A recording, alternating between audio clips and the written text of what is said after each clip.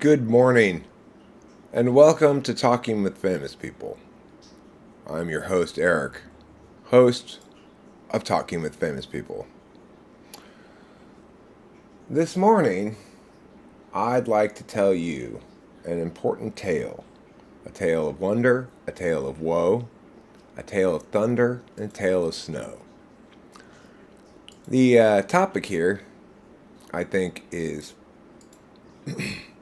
perhaps more enticing than necessarily typically is, because people like men versus women stuff as a topic generally.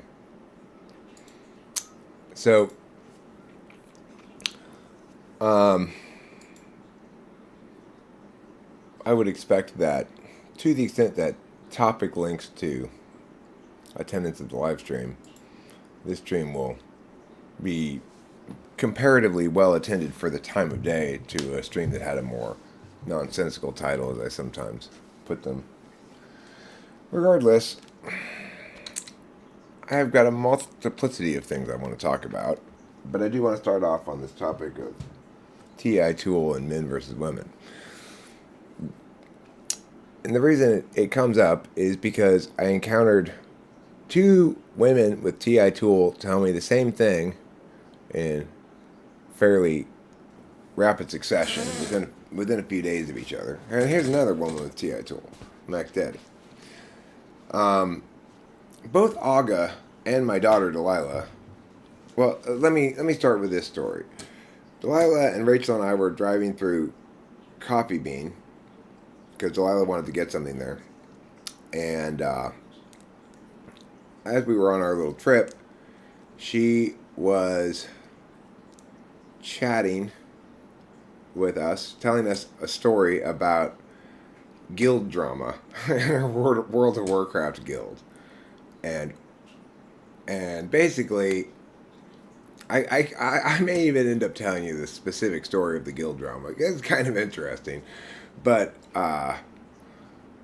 the point is, at one point in her extended narrative, she finished what she was saying with, "If that makes sense," and so after she continued for a little while, I said, "Okay, but Delilah, could I just please ask a favor? Could you please not say, 'if that makes sense,' after you say a sentence? Because I hate that so much." And she's like, "Well, it's because you're a man. You don't understand. Women have to include a lot more of those kind of words because people expect us to be nice." Aga said something equivalent when I talked with her last time as well. Like, you don't get it, Eric. If you try to be like Eric, but you're a chick, people go, "Oh my God, what a cunt." Whereas if you're Eric and a dude, you're just mercurial. I'm just mercurial, you know? I'm mercurial. I'm eccentric. I'm not a cunt. So, you know, don't you like that word mercurial? No. I'm not a cunt. I'm just mercurial. Like Mercury, huh? Blazing hot and covered with a poisonous atmosphere? Yeah, usually.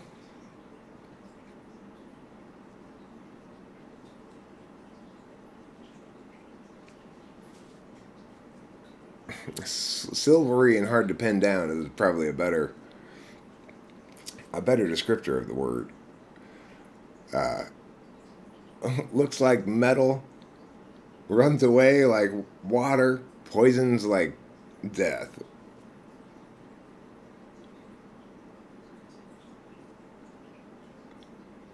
I ask that question all the time, but not because I'm a chick, because I'm making sure what I'm saying makes sense in general, but more specifically to the person you're talking to. Now, I get that for people who are TI Tool or TI above FE, when they say "if that makes sense," what they really mean is if were you able to understand that? That's what they mean, because they've encountered people in the past who aren't keeping up with what they're saying. And so when my daughter says, if that makes sense, what she's really saying is, if hopefully you understood that, and also I want to defer some of the, I want to mitigate some of the implicit FE challenge in telling you how things are by saying, basically, let's pretend I'm just expressing myself, not saying things. Women in general are better at tactical TI. I don't understand the woman reference with the does that make sense? Well, she didn't say does that make sense. She said if that makes sense. What's implied there at the end is to you, if that makes sense to you. But that would further entrench the FE challengingness of it. So when I go around saying things here, I don't like say those kind of things because those kind of things are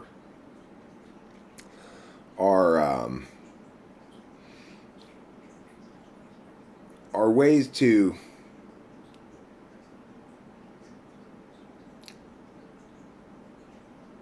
prevent other people from feeling as though you're disrespecting them in some way or failing to respect them in some way and their independent ability to adjudicate things that hey, we all only have our own opinions and nothing's really determinate. It's a really F frame of reference. But both Delilah and Aga conveyed to me in pretty close occurrence this idea that basically you can't be like you, Eric, and be a woman because then most men don't like that at all. So I wanted to mention that I accept and acknowledge that. Okay, I don't mean to be. I didn't mean to, although I was doing it. But I didn't mean to do this to project my own experience as a frame without recognizing how those particular differences between us manifest in a different experience for you guys. So my bad on that. I recognize now that yeah, it's probably true that you know assertive chicks have an additional burden to deal with than assertive males.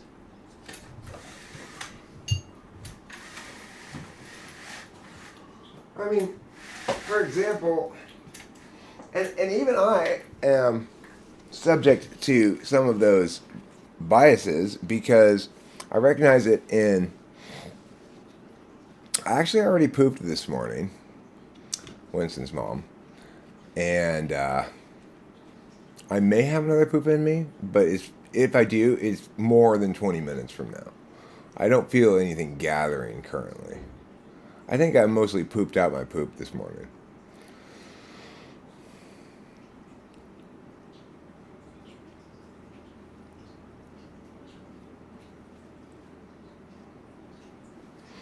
There's been a few times where I've asked someone if what I said makes sense, and then they'll say, "Yeah," but I get the sense that I don't. It didn't make sense to them, so I'll explain it more or something. Right. I mean, it's a very interfacey frame of reference, saying I care about not just the clarity of what I'm saying, but whether or not you understand it. I don't care. I don't know whether you understand it or not. I will re-explain it if you give me pushback, but if you don't give me pushback, I'm going to assume you understood it well enough.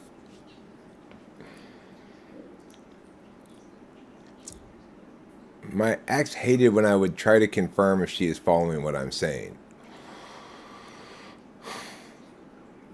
Yeah, well, that may be either an FE thing or it may be a FI thing. I'm not sure. Because my ex ESFJ wife also hated it when I tried to pin her down on meanings. It was an NI polar thing, though, not a TI polar thing, and not an FI thing. So, I don't know.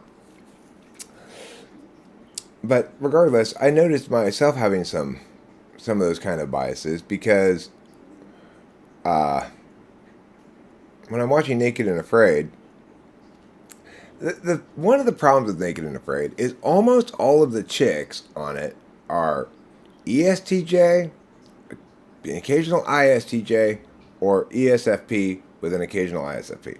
Almost every single one is one of those four types, and probably one of the two extroverts. And I find that when like a dude is too bossy, and whereas you get a much wider range of types among the dudes, but when a dude is too bossy, I feel kind of embarrassed for them. But when a chick is too bossy, I hate her. Like, the thing that volcano lady made me so mad. Like, oh God, I hate you so much. Why are you such a cunt? Because, she was ignoring. But the thing is, that chick was super ignoring of both FE and NI. Like, almost certainly ESTJ with FE 8 and NI polar.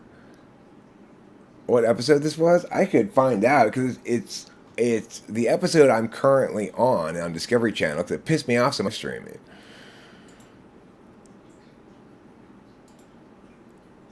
The thing is, when it first started, I said, I think this lady might be ESTP, but by the time I turned it off, I was thinking, no, there's no way an ESTP is going to be that anti-polar. This whole idea of we need to get out of the way of the volcano. It just makes me want to punch her in the face. Like, how dare you have such shitty intuition and so much certainty that you're right? It makes me just super mad. It's season 7, episode 5. Season 7, episode 5. Oh my God, I hate that woman.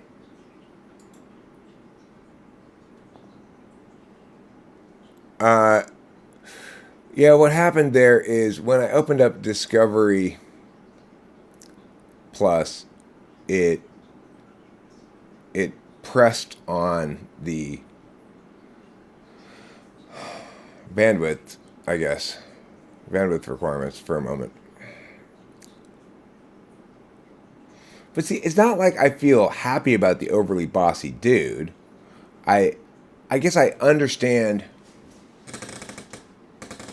that relationship a lot more clearly. Like, okay, if it's two dudes and you come in and you're going to be bossy to me like that, then there's an understanding of how to deal with that shit. And if it's a chick who's coming in and being bossy like that, then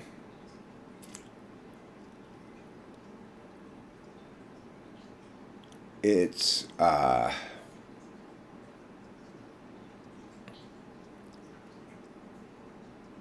there's not a clearly articulated set of protocols that, like, men interacting with men understand that interaction with a shared kind of set of protocols regarding mutual respect of each other's autonomy. It's not that I want women to be soft and submissive, nor do I want them to not have leadership skills. But, like, for example, I've seen episodes where women were assertive in ways that were not nearly so offensive to me. What was so offensive about that one was that she was so confidently assertive in her role as leader, and so absolutely butt-fuckedly wrong. I didn't think you were saying that, Rachel Gerard. It is the case, though, that for most people, there's an expectation that women be more emotionally nuanced, I guess. There's a clear line as to when violence begins among men. Yeah. I thought it was a great billboard right on the 605 yesterday. I don't know who it was a quote from, but it just said, "They will not take me back alive. I will stand and fight for my liberty." Like this, it seemed like it was probably a quote maybe from a former slave or something, you know?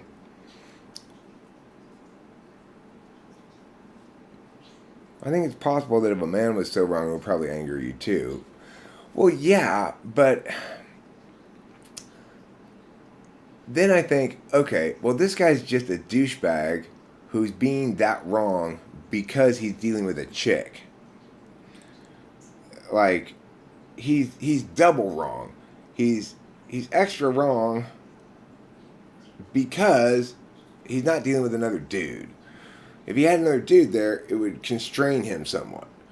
And so that's why I kind of feel bad for him, because it's also indicative of not paying enough attention to FE considerations. That he doesn't know how this is going to play on camera very well. It may be true, the same thing may be true for women, but the difference is if she's acting that way with a dude, how, I mean, it's not an indication, it's like, there's no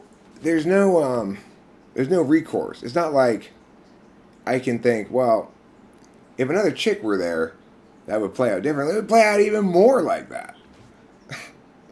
So you can't explain their douchebaggery as being douchebaggy about men and women relationships, or just ham-fisted about it, you know?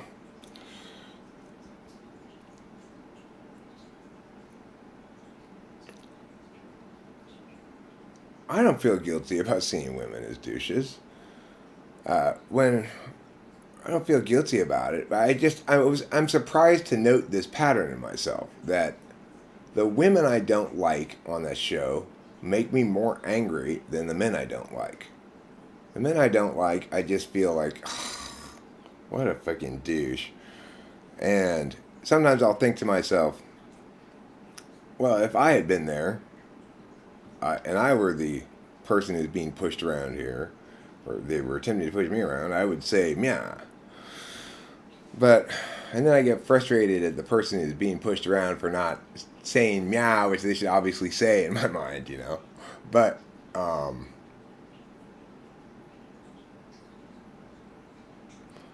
yeah, men who are confident and full of shit are not afforded a lot of social legitimacy. Um, it's wrong to have clarity about what you should do. When you don't have good intuition about what we should do. It's wrong for you to have clarity about what we should do when you've got such shitty intuition. You can always punch a dude. No such recourse and attendant satisfaction with a woman. Right, but I mean, it's like, that doesn't enter into my calculation at all.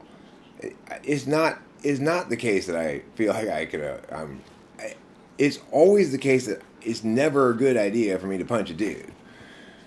Because, after all, I'm right and they're wrong if we're having a disagreement. Every single time. And occasionally I'm wrong about things. Like, somebody asked me yesterday if there was any country in the world that had a flat tax, and I said, I don't think so. But I did say I don't think so. I didn't say no, because I wasn't sure. And in fact, when they Googled it, it turns out that there are actually a fair number of countries in the world that have flat taxes, something like 6 or 7 of them. And some of them have quite reasonable flat taxes. Like, I didn't know Russia had a 10% flat tax. Not that that makes Russia a good place, or Putin a good leader, just that they're at least not suffering from the extremely ill-advised 14,000-page federal tax code that ensues from progressive taxation protocols, or a progressive taxation frame of reference. Host Eric, would you like Tiffany as a real life female person? Um,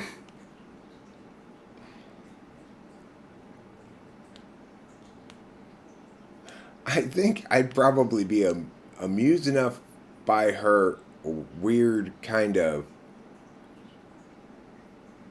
assertive dumbness that I wouldn't dislike her right away. But if I had to actually engage with her over an extended period of time, it would be impossible to just tolerate because it'd just be every time you try to have any kind of conversation with her, she just hears what she wants to hear and puts it back into the frame of reference that she cares about. And to the extent that you prevent her from doing that, she just yells at you and, you know. She believes, Tiffany believes that the reason Clayton Kershaw pitched well last night is because he read her letter in which she explained, y'all stunk. And that's why she used an explanation point.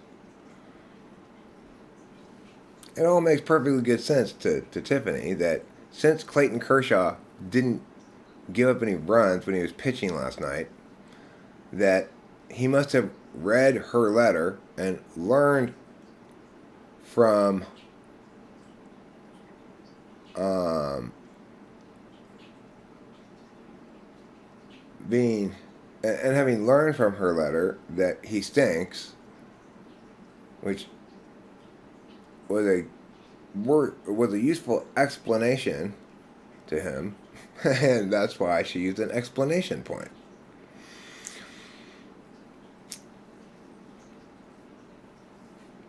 And it doesn't matter how many times Mindy corrects her, she will always think his name is Plateful of Handkercheese.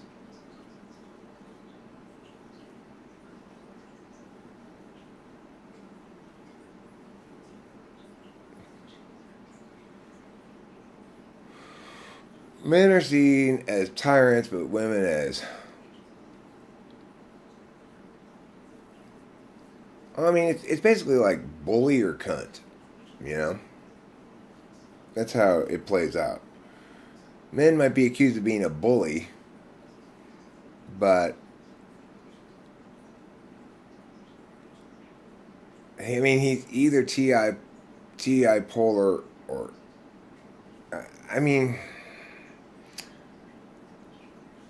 I don't know. I really don't know. He's he's just horrible feces infested swamp water in every sense of the word.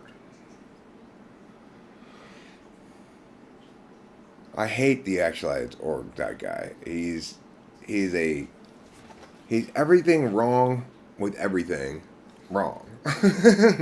You know, he's an appalling atrocity on explanations and understanding.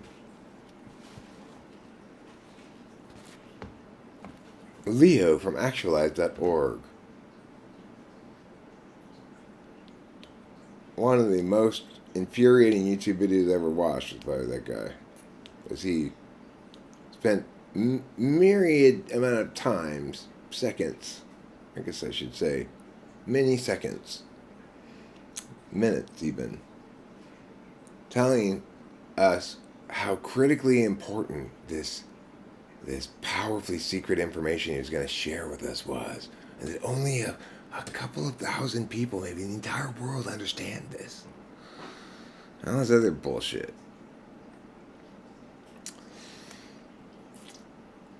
Um,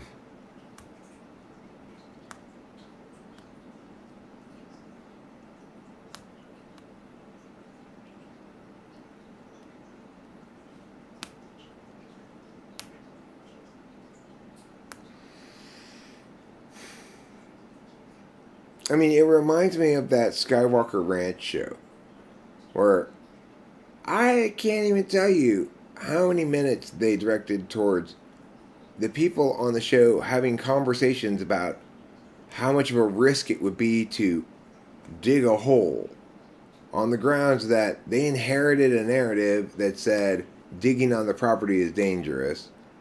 and had drawn a connection between digging on the property and an injury that had occurred to somebody in time. It's like, okay, stop making a show that tries to generate suspense by having idiots express their fear about these irrational non-linkage as a means of substantiating that irrational non-linkage. It's like, this is just fucking stupid. So that's what Actualized.org guy was doing. Leo was basically spending all the time trying to hype up how we should feel about what's coming up before he even tells us anything. And what he ends up telling us is that yourself is an illusion. No, yourself is an illusion, Leo.com. Leo at actualize.org. You are a delusion. You're a horrible, fucking horrible. That's what you are. You're a horrible. He fancies himself with the wisdom of an intuitive feeler and yet possesses self-importance. Yeah, well, you got a point there. His self-importance and certainty regarding his own qualifications to inform others about spiritual and or other pseudo-mystical truths is clearly indicative of profound retardation.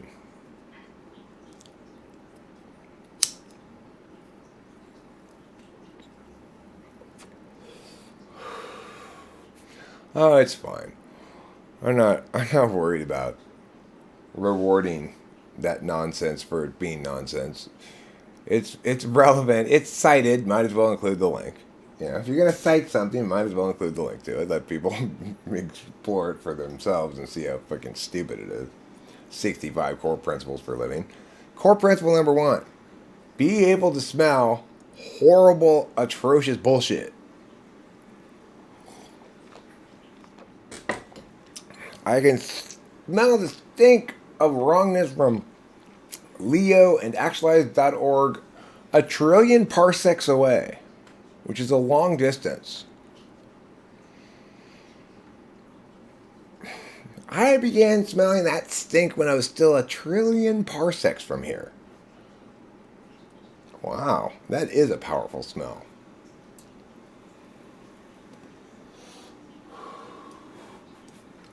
A full trillion parsecs? Yes.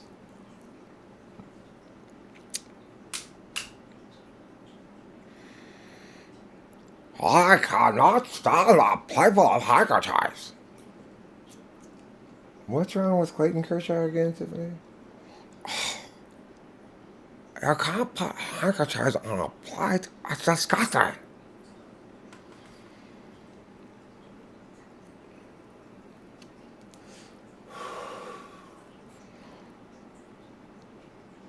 He has cool thumbnails, though. He's got very NI thumbnails.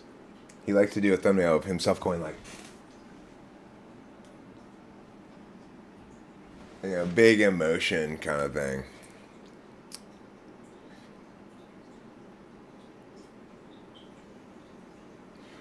He's wordy and a bit annoying, but some of the breath work exercises I've taken from his site have been powerful for you. Well, I mean, anytime. Well, that makes so much sense, given that you're an INFJ with SI8. What I'm really going to feel powerful, what's really going to feel empowering to me, are things that help me to follow through and do stuff in a way that makes me feel more in control of my extremely unconscious SE. So, you know, but the thing is, probably any breathing exercises would have the same impact.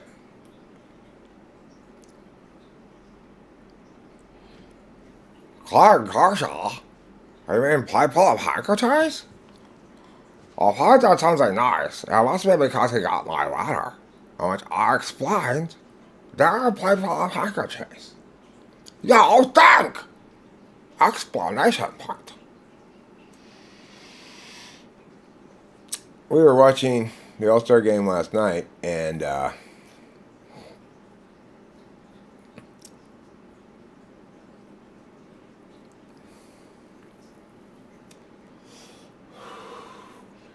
was an advertisement came on with Serena Williams. I don't know if you guys are aware of this, but Tiffany is really not a fan of Serena Williams, whom she calls Lightning Face.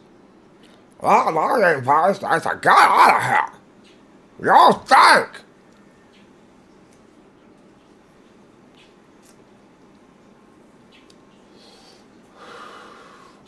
It was mostly because in the recent tournament we watched, tennis tournament, which is I guess Wimbledon, uh, Serena Williams briefly had what appeared to be a lightning bolt on her face. And Tiffany's adamant that that's her true nature.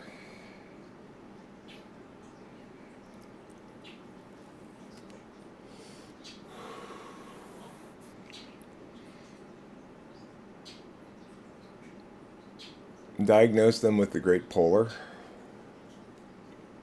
Let me see. What distinguishes him from other BS viewers? Usually BS that deep is due to shit reasoning, but you call many TI polar but aren't sure about him. What is it usually about the others that cause you to diagnose them with the Great Polar?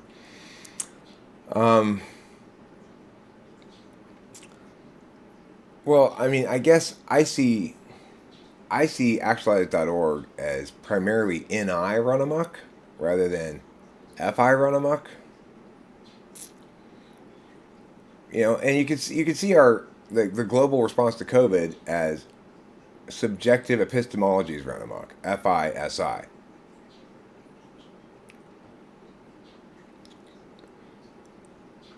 The problem with Leo from actualize.org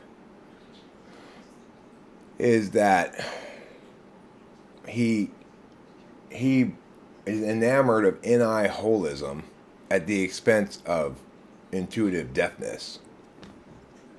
There's a lack of nuanced intuition from him.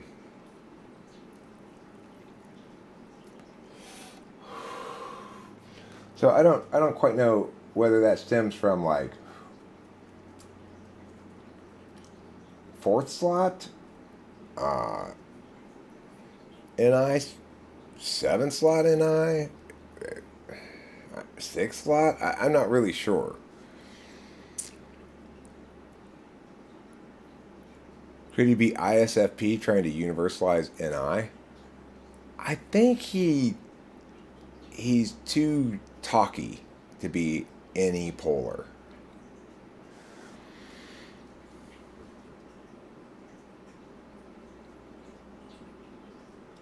Anything that's a cool thought to him and sounds catchy is good. In that regard, you could critique his TI because he's not keeping track of how one NI thing conflicts with another NI thing. But I really see it as just a fundamentally instrumental approach to NI that's weak as well. Good after evening. It's morning time, Siegfried. It's 9 in the morning. You're in some kind of crazy wrong clock land. Don't go live in crazy wrong clock land. You'll always be wrong about the time.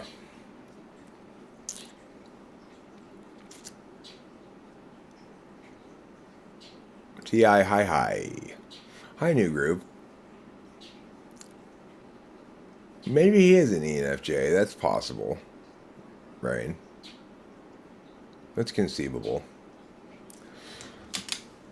I mean, it would explain the instrumentality of the NI and the weakness of the TI.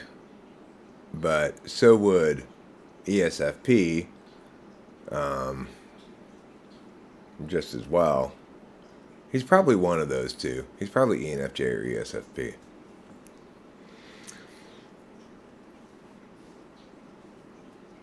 Oh, that's why. Well, that's a good reason. I'm glad you've got a particularist reason for having your totally subjective and arbitrary wrong time. Just out of curiosity, what has kept you interested in typology for such a long time? I was as surprised as anybody to discover that it's actually the correct and singular metaframe. That the basic problem with our philosophizing heretofore has been a failure to recognize that we need, if we're going to talk about being, we need to talk about what comprises the meat of it and how we can measure it in units, what kind of units we'd measure it in. And the answer is attention, and the units are time. So, because it turned out that it was the Rosetta Stone for understanding being itself, I've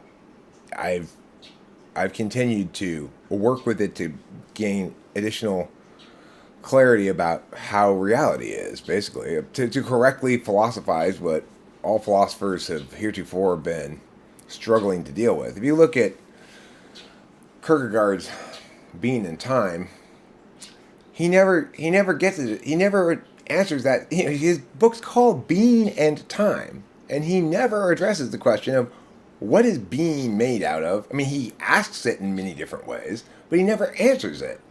He never answers the question, it's made out of attention. That's the answer to it. He understands there's some linkage between being and time, and articulates a lot of reasons to conclude that there's some linkage there, but never specifies or operationalizes it at all by saying it's what attention is what we measure with the passage of time. So,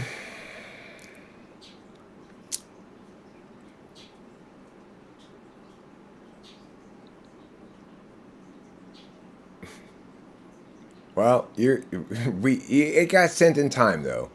You corrected yourself before anybody else did, and that's the thing that matters, Dark Sunshine.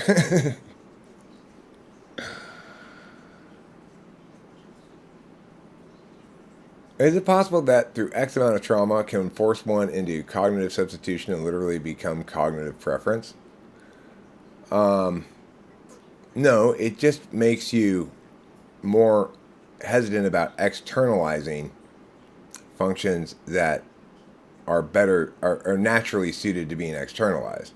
When I was in a relationship with somebody who had BPD, I was subjected to a lot of abuse, and it caused me to get increasingly introverted around that person, which is to say, I stopped saying out loud the NE that I was nevertheless continuing to do in my head.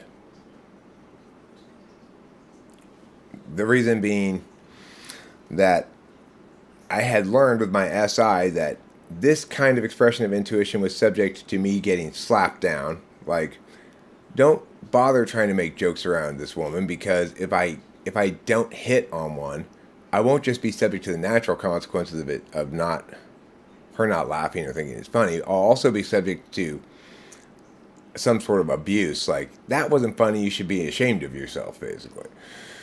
So it is the case that trauma impacts how you behave with traumatizers, and it may impact how you behave with other people. Rachel is not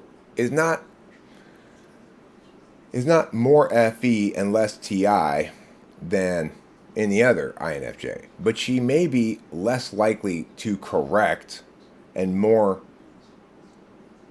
defaulting to FE and her externalizations because she was abused in ways that were persistently running afoul of TI justice. And she couldn't rely on being correct as a way of successfully dealing with these toxic people. So she practiced not extroverting that. Now, it's an introverted function anyway, and she's an introvert, so that's a change in affect without a change in attentional matrix.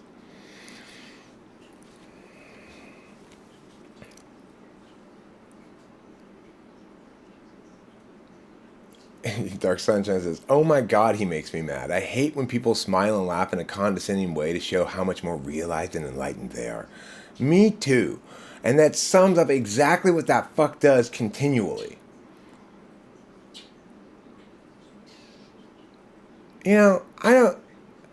When somebody's being dumb, I don't care about conveying that I'm more enlightened than they, or I understand things more clearly, and that, get the gist of my vibe here kind of shit. It makes me mad. Appropriately. They're wrong, I'm mad about it. Or at least annoyed. If somebody is saying something wrong and unenlightened and unwise, I'm not going to say, when you understand as I do, you will be there with me. I'm going to say, hey, tard, knock off the wrongness. It's the appropriate response to wrongness. It's not to smile and convey superior wisdom. It's to shit on it. When I try to visualize myself externalizing FI, it mostly comes in the form of me telling you that I had a dream where I transformed into a white albino serpent, and what could this mean? That's not FI. That's not FI at all. Externalizing FI is just a matter of saying, I want this. It's what Tiffany does all the time. What's that? You're in the store and you see some product on the shelf. What's that? I don't know. I want it. Got it for me now. That's externalizing FI. She's very clear. She doesn't care what it is. She wants it. Get it for her now. It's like the other day, we were at the store, and Tiffany's like, I'm having that for lunch. Run the hour, that. It was this fucking gigantic, like, Flintstones, it's called the tomahawk steak. I said, Tiffany, you and Mindy aren't going to be able to eat but like 2 bites of that thing, and then you're going to be full. I don't care, I bought it. I got it for me right now. So I had to cook them that big tomahawk steak for lunch, and as predicted, they ate hardly any of it. But then, instead of throwing it away as I was instructed, I snuck it off and ate the rest of it myself. Me and Rachel did. We had to do it away from Tiffany and Mindy because, of course, Tiffany had instructed me in no uncertain terms to throw it away now. She was done. She'd be mad if she didn't get obeyed. I don't know if it's that simple. Is it FI when I want stuff? Well, for people who are FI unconscious, FI manifests mostly as recognizing when you don't like things. Like, okay, this is crossing my boundary. I asked this question. It's a not anything like 100%, but it's maybe a good heuristic to ask people like, are your feelings more informative about what's important to you and what you want, or are they more informative to you about when somebody's crossing your boundaries and what you don't like? And generally, people who are FI front stack will either hum and haw about the question or answer the first one, whereas people who are FI in the back stack will answer the second one. And I acknowledge that there's a lot of, well, somebody said in the stream yesterday, I think it was Oliver Linehan said, most people, or there are people who would say that FI is used to understand what you want over the medium and long term. And I agree with that. The fact that, like, I never use it like that. So it's irrelevant. I think that is what it's for. It is the case that in the medium and long term, I'm most well emotionally served by having certainty about the permanence of my relationship with Rachel. But that's not why I have certainty about the permanence of my relationship with Rachel. I afford every relationship that permanence. Because that way I'm excused from having to deal with FI considerations at all, as they ought to be considered, which is as informing you about whether you're going to medium to long term be happy with a given choice or reality.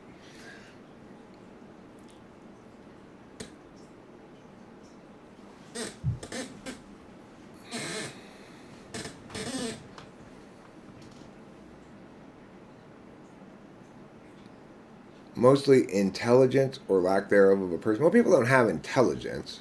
That's a bad heuristic to begin with. I mean, it's true that the IQ test tests a variety of different kinds of cognitive stuff, and that usually general intelligence is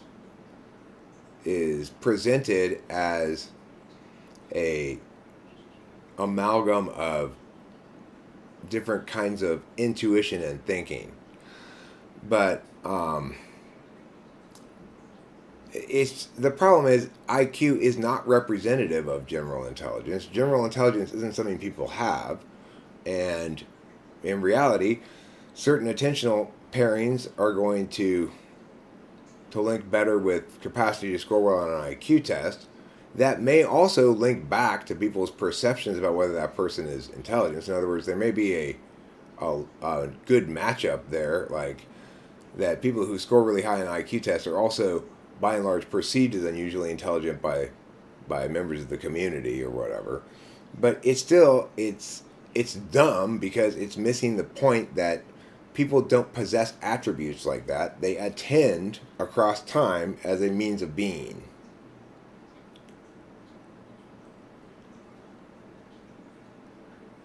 I struggle seeing myself maintaining a relationship with someone for a long period of time as I would feel like I'm running out of things to talk or think about. Then what? Um, I mean, why? Why would you? I mean, but the thing is, that's weird because it's like reality keeps evolving. It brings new things up to talk about as you move through the world.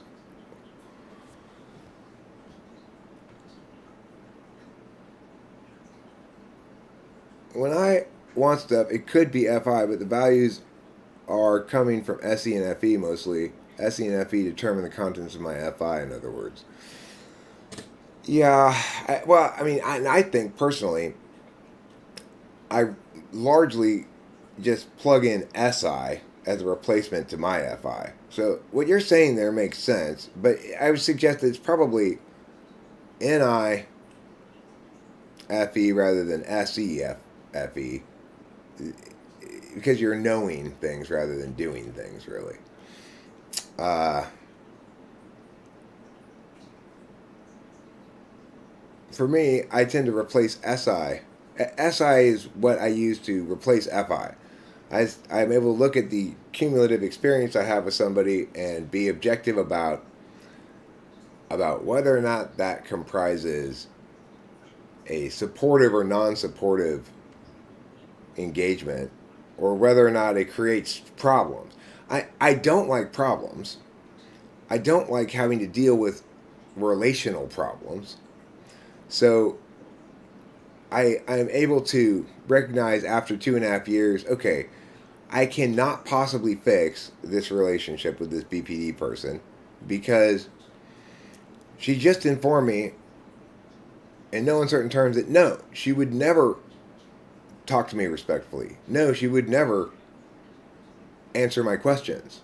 No, she would never engage me honestly. So at that point, I just have to say, okay, well, combined with all my SI previous experience and my TI NI understanding of this conversation we just had, I am and my recognition, sort of NI recognition that oh my god, I'm so angry. I'm thinking about like doing stuff like slashing her tires or whatever. Um, at that point, I just go, okay, this is utterly unsustainable in any potentiality. My NE has worked on this as long as it can. I can't come up with a way to solve this, and I have to go. And that's the first person I've ever broken up with in my life. It took me 2.5 years to break up with her, but eventually, because she wouldn't break up with me and wouldn't change, subject to my hammering of unhealthy shit, I had to break up with her. But it's how long it took for me to gather enough SI data to conclude that, yeah, this is bad.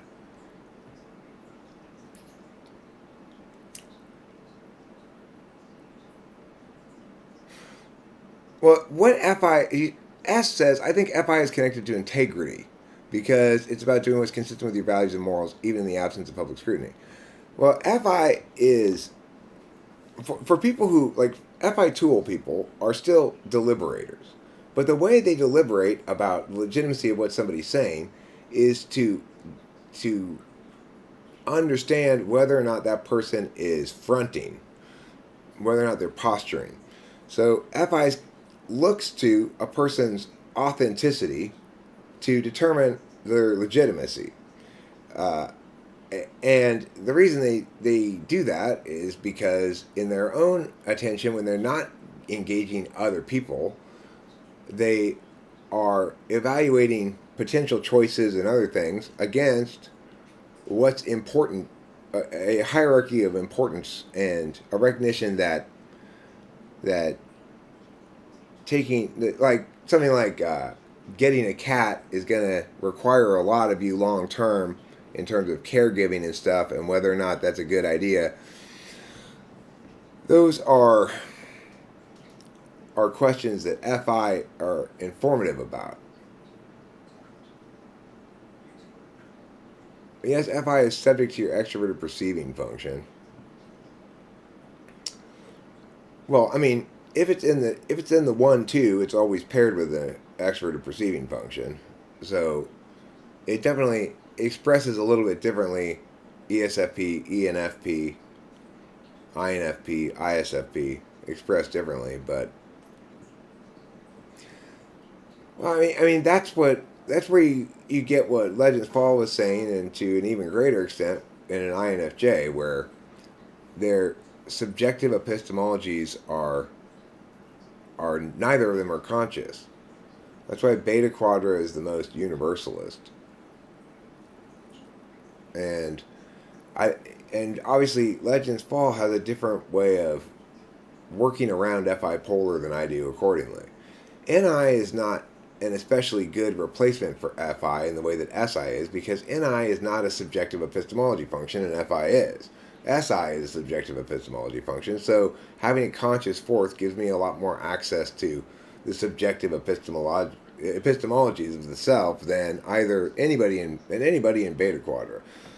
I think the party that has the least linkage to subjective epistemologies is ENFJ, because while they have a stronger linkage to FI in the fifth slot than INFJs, they're polar in their SI, and ultimately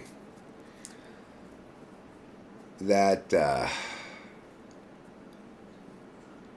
that makes them the most prone to projecting an over universalized understanding of self into what they're saying. Okay, well that's a very interesting thing to note. Legends Fall says that I always think my NI has failed whenever I have FI non-clarity, and of course your NI can't really inform your FI, because your NI knows what things are unlinked to you, and your FI evaluates things according to their linkage to you. Ever notice that if you asked an FI Dom if they could either save a single person they like or an entire apartment building from the fire, which would they choose? They always choose a single person. No, I've never even asked that question. And I would expect an FI Dom to actually be more likely to choose the latter.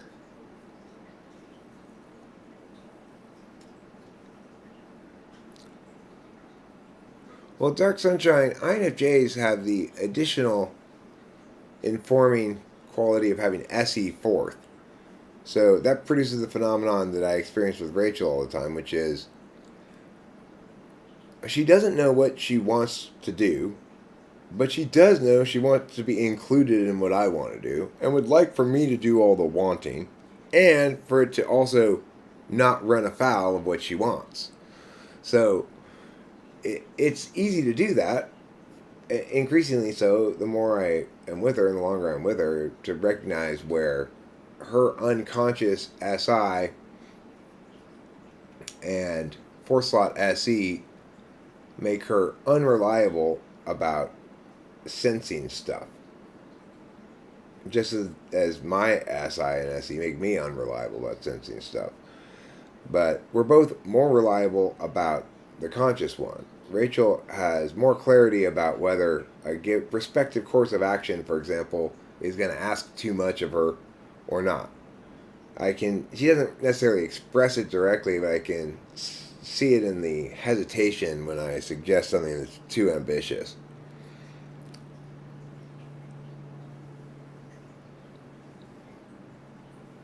Do you think it's possible to not really know what you want, but to know for sure what you don't want? Sure.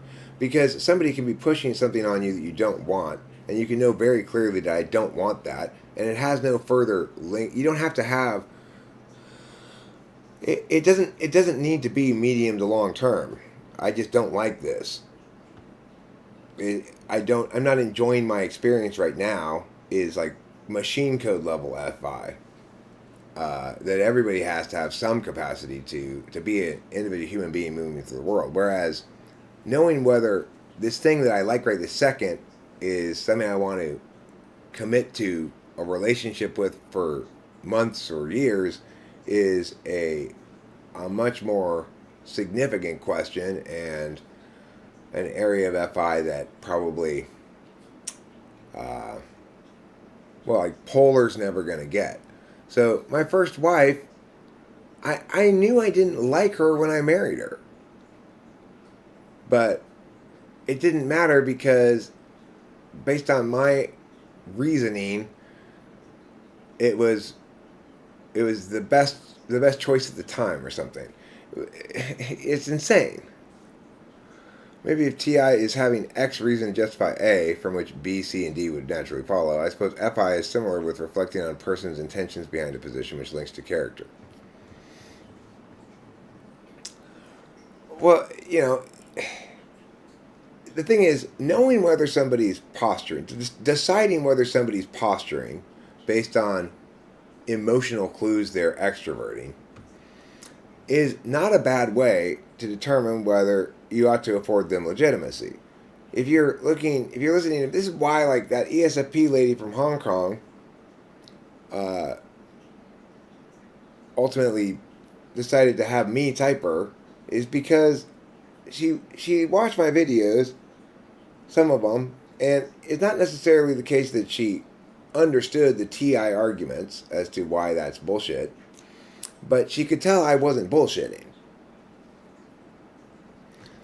That I'm not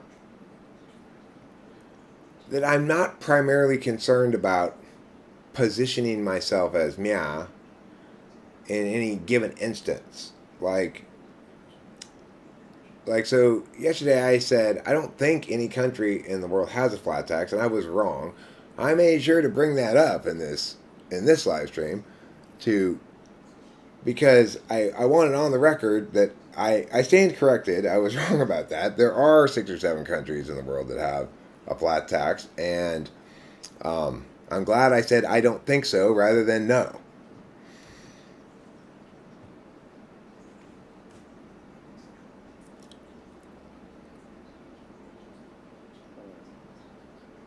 Have you noticed people with SE as dominant and tool don't look for items with their eyes but actually look with their hands? I've not noticed or thought about that at all. Is it normal for ENTP to only learn the importance of SI from having it come back to bite them in the ass and to neglect SI until reaching a certain age? Yes. And any Dom is trial and error in their communications.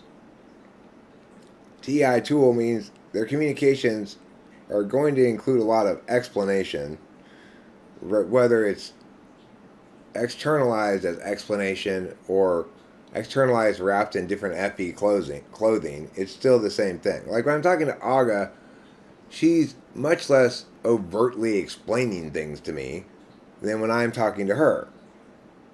Right? So, but we're both actually explaining things. It's just that she's got this practiced F thing that comes with being a chick.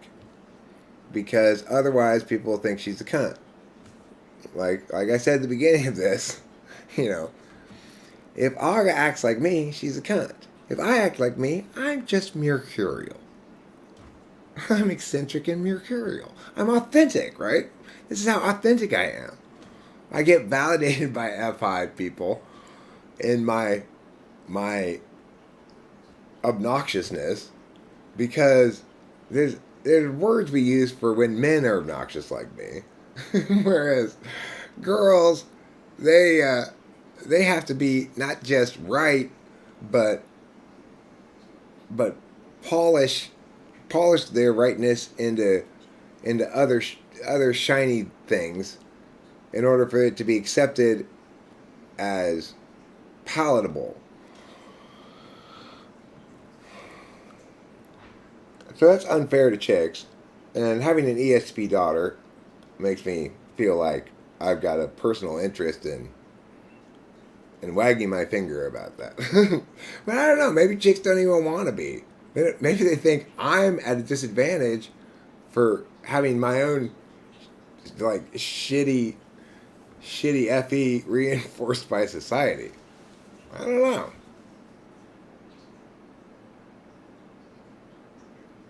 It's definitely the case that Delilah is much better at.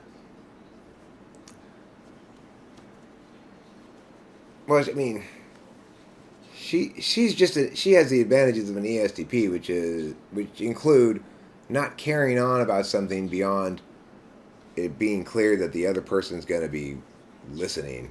Really, you know. You wonder if there's a connection with Ti and being anti-left wing politically. I mean, nobody smart is either left wing or right wing or anti. So,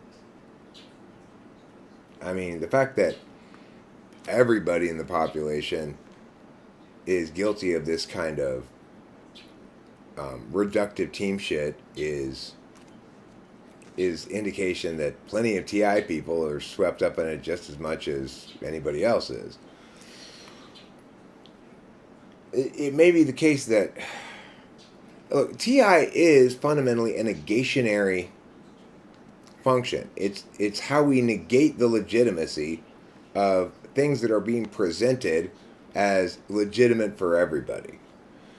And that's the job it does, is to call bullshit on things. But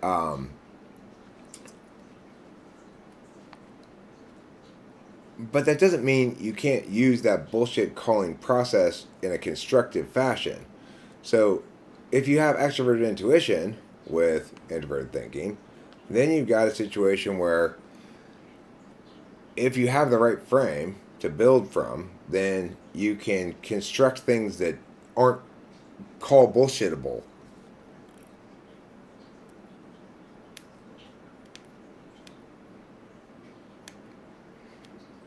Well, I mean, the point is that we need to pull back, stop fixating on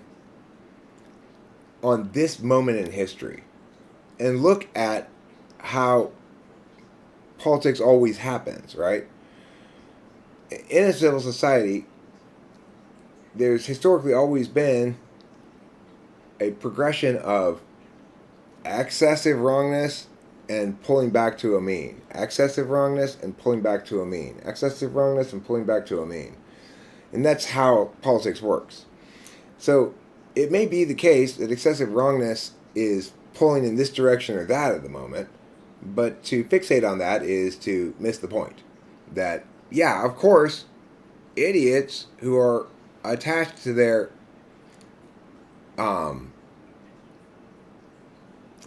heuristic about people expressing political opinions are not going to correctly engage the process. And therefore, when they do engage the process, wrong things will occur and bad outcomes and bad realities will ensue. And yet, it's also the case that sometimes the population makes really good decisions about political matters. It was interesting to watch. I was watching The Simpsons yesterday, and I was watching the episode in which John Waters is a guest star, and Homer is homophobic. Now, that episode was very much of its year. I don't know what year it was. Maybe 2000, maybe 2002 or something, or I'm not sure what year it was. But but the thing is, what you saw in that episode, it no longer occurs. This weird, like, irrational concern that gay people are going to turn Bart gay if he hangs out with his mom and Lisa and John Waters, that Bart's going to turn gay, and oh, we have to think about the children who are getting indoctrinated by homosexuality. Well, you don't really hear that shit anymore, but you hear exactly the same thing about transgender stuff now, because it's just at that spot in the discourse growth, right? It's like people don't learn anything from the previous incarnation of this same goddamn stupidity. People don't learn a fucking thing because they're so caught up in where it is right now and how uniquely dangerous that is. It's never been uniquely dangerous in the history of every civil society that operates according to these kind of parliamentary understandings of public policy, right?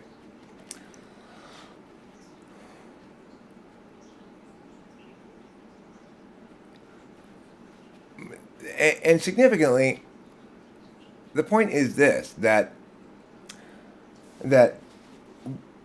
we see a lot of various policy decisions being made from, let's say, the beginning of the Obama administration to now.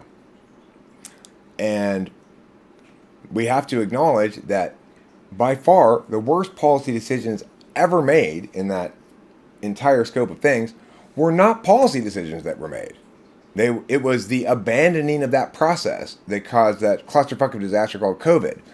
There was never a legislative body who deliberated questions about what policy should be regarding COVID and then implemented those deliberated decisions. It was starkly the absence of that process that produced this abandoning of the rule of law in favor of particularist subjective epistemologies, SI concerns and FI concerns.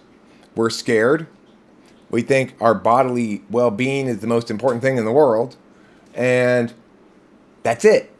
And we don't need to deliberate, discuss, win any arguments. We're just sure of the fact that FI and SI considerations are most important, and everything else be damned. Like, I saw commercials during the All-Star game last night. It was for how important it is that even though the vaccination was not a vaccination, and even though none of the booster shots have prevented people from getting COVID, that we should nevertheless remember how important it is to get booster shots, because they reduce the likelihood of you incurring some of the worst harms from COVID, purportedly. Now, I am very skeptical about the empirics backing up that claim, but I am not skeptical of the fact that there are some empirics to back that up. And it just goes to show you how critically important framing is. Just because you can establish some positive linkage between harm prevention and engaging in some behavior is not a reason to advocate people pursue it. You have to calculate all the impacts. So, it's like, okay, whoever's failing to think here in such robustly horrible way needs to knock it the fuck off.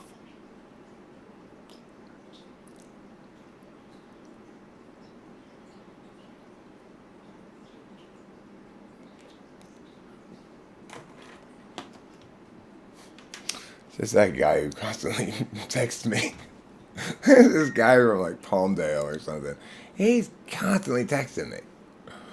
He texts me this, that, the other thing. Sometimes he texts me interesting things.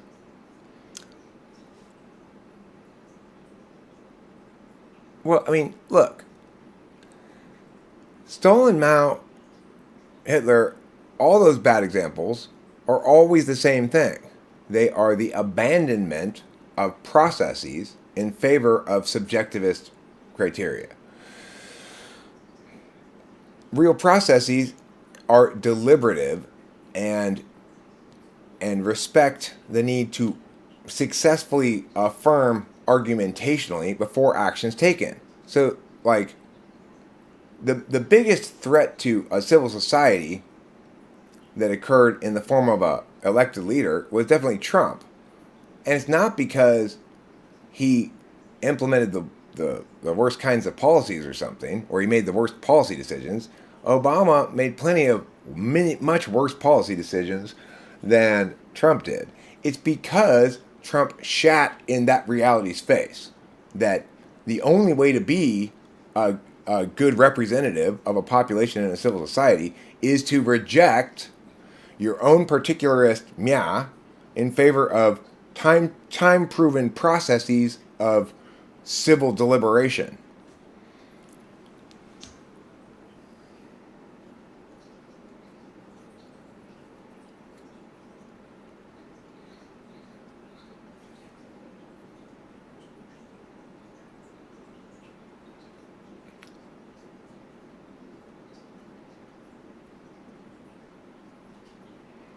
I mean, people all have the capacity to draw distinctions, regardless of whether they adhere to TI scrutiny or not. Like, you know, Tiffany says, this Stegosaurus is dead. I keep saying giddy up and it's not going anywhere. Mindy points out that's not a Stegosaurus, it's a shell from the ocean. And Tiffany logically concludes, oh, so a Stegosaurus is like a boat. It's using TI in some sense, right? It's like going, I if this, then that, but it's not, it's not a, what one would call a successful TI deliberation.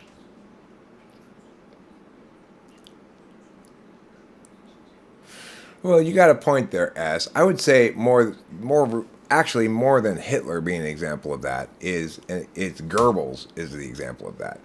If you really want to point to who's responsible for the Nazis, it's Goebbels and his ENFJ bullshit. It's like putting Leo from actualize.org in charge of selling everybody on your garbage.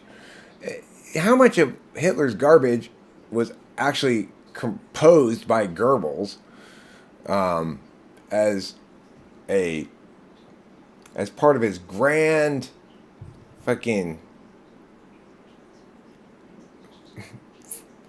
incredibly meticulously costumed and staged, like,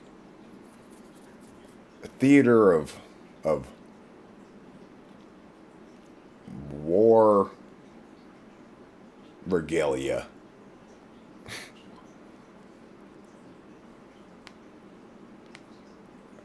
Moore says Trump's failure to concede the election is a stain that has caused harmful distrust in our institutions, which will take years to remedy. People didn't trust those institutions even before Trump at all. So it was the case before Trump, during Obama, or even before, that basically every single election nowadays is questioned on its legitimacy since Bush Cheney. It's just that this is the first time we've had an actual president who emerged from that particular subpopulation of stupid. It requires both really weak NI and TI polar to, or a choice to not engage one's TI to continually assert that what makes no sense at all is correct.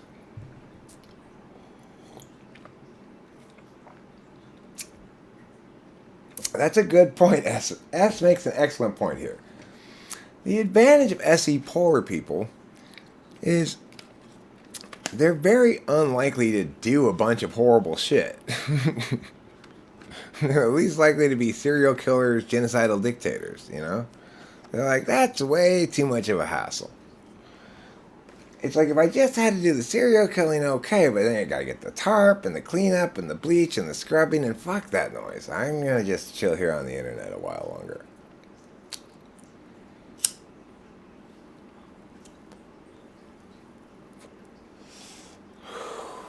Thank you.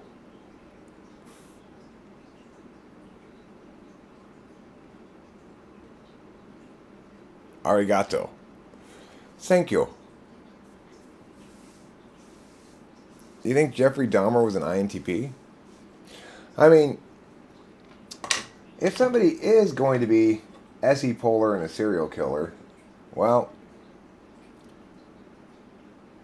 it's like the only way you can get SE Polar to do shit is to make them the single most unhealthy example of it ever. Do you think being bad at math is connected to being bad at TI? It depends what you mean by bad at math. I didn't do especially well in math classes, and yet I believe I understand the substantive issues of mathematics better than most people who maybe even got a math degree. Like, you ask somebody who got a degree in mathematics, what? Explain to me why there are irrational numbers and what they do in mathematics. They have no clue. They have no clue. Even though that's a critically important question before you ever even introduce irrational numbers to anybody, you should have clarity about what they are, why they exist, and what role they play in mathematics.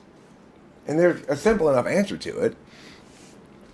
They're how mathematics deals with dynamic processes that can't be quantified, or holistic dynamism.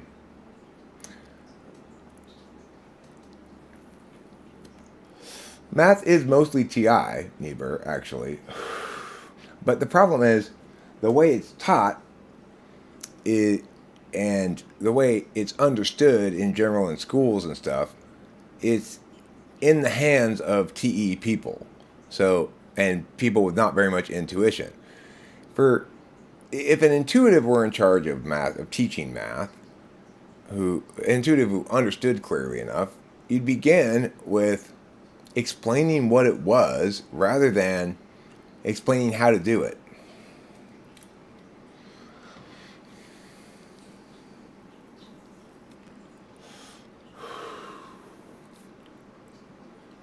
As says, I was bad at math in a sense because I never paid attention in class. Was too bored, didn't make sense to me, didn't bother to figure it out since I had already internalized the belief that I sucked. I mean, I was also bad at math classes because, in part, I never wanted to do the homework. I didn't like the idea of practicing the same concept multiple instances, and it never pulled out to link to anything. Nobody ever pulled out what I was doing to explain to me what math was, why it existed outside of a concrete usage thing. Like, I understood in elementary school why I was learning things like addition and subtraction and multiplication, if only because it's how it's ways you can deal with actual things in the world where you might use math. Like, well, I'm getting these two things, I have to add together their price to figure out how much the total thing costs. It's very concrete as to why you're learning that kind of math, right? As soon as math stops being that, it requires, at that point, that there be an explanation about what it is we're doing here with math. I can see that it's probably not a good idea to have big abstract discussions about the nature of mathematics with children learning arithmetic, but once you start getting into middle school age math or something, the intuitive connection between quantification and reality is lost, and it needs to be mapped out for an intuitive to retain interest in the subject. Otherwise, you're just jumping through hoops without caring why you're jumping through these hoops, what kind of hoops they are, or where this path of hoops is leading. Because irrational numbers are used to shortcut bits of quantifiable physicalities that aren't quantifiable. And how do you know whether something is an irrational number? You can't specify how far away it is from something else. You can't put it on a number line. You can point out that it's between these two things, but you can't.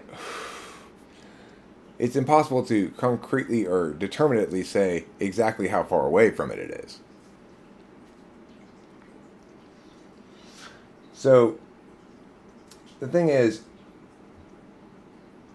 because quantifiable stuff is relational inherently, aspects that are non-relational are dynamic, and therefore have to be. If you're gonna do any math on stuff that's not totally static, you're gonna need to find the heuristic shortcut that allows you to to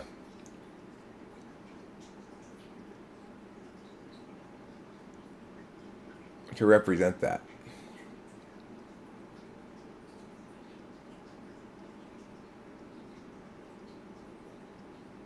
Physics is to math what sex is to masturbation. The thing I said yesterday, Winston's mom, which you asked what exactly I had said, was sensation is to experience as intuition is to communication. Right. Set theory and geometry and stuff are very intuitive TI kinds of math, and are by far the most important kinds of math, or the kinds of math that matter most, because they link most to communicable realities.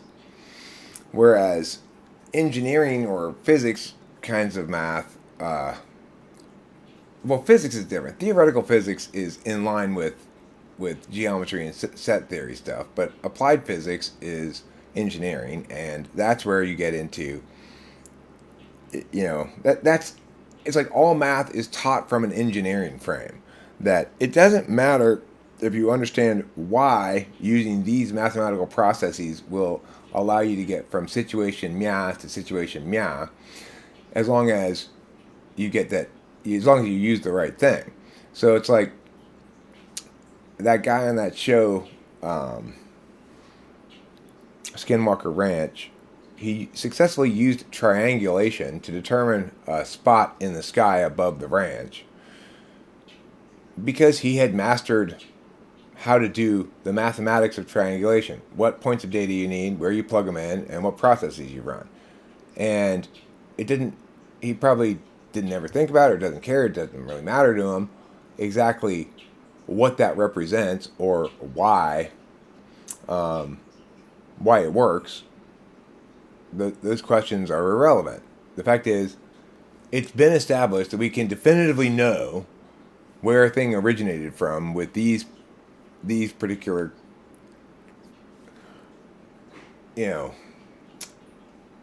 empirics about three distinct points in space.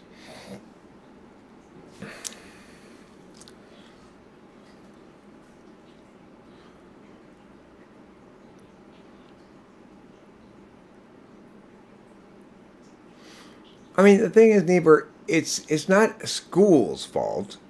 It's the reality that the population as a whole mostly does not comprise INTPs, ENTPs, and INTJs, and INFJs.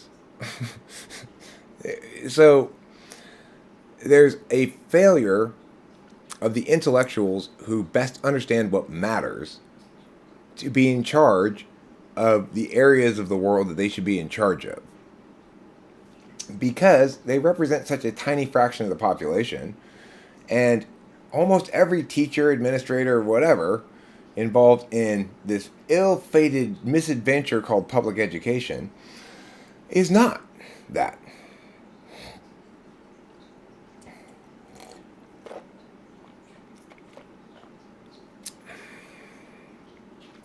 Well, I feel the same way, S, but we can't blame our child selves for not knowing what we know now, because if you're an NTP like me, we have to accumulate knowledge with our SI.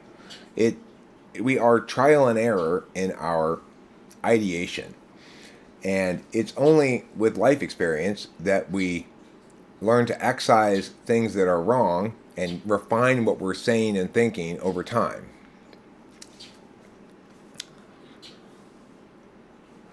Well, I did, but it took me until I'm 50 years old practically to realize. I mean, I probably started thinking about irrational numbers as long as maybe 10 years ago, but I didn't really understand what was going on with them in full without cognitive functions. Cognitive functions allow us to understand everything, and in the absence of a cognitive function frame, your understanding of everything is always going to be a little bit wrong.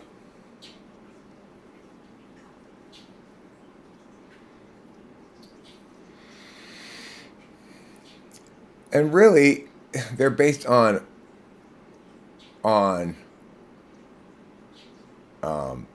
four right-angled triangles, or four. It's really based on a pyramid, not a triangle. Is what I'm saying.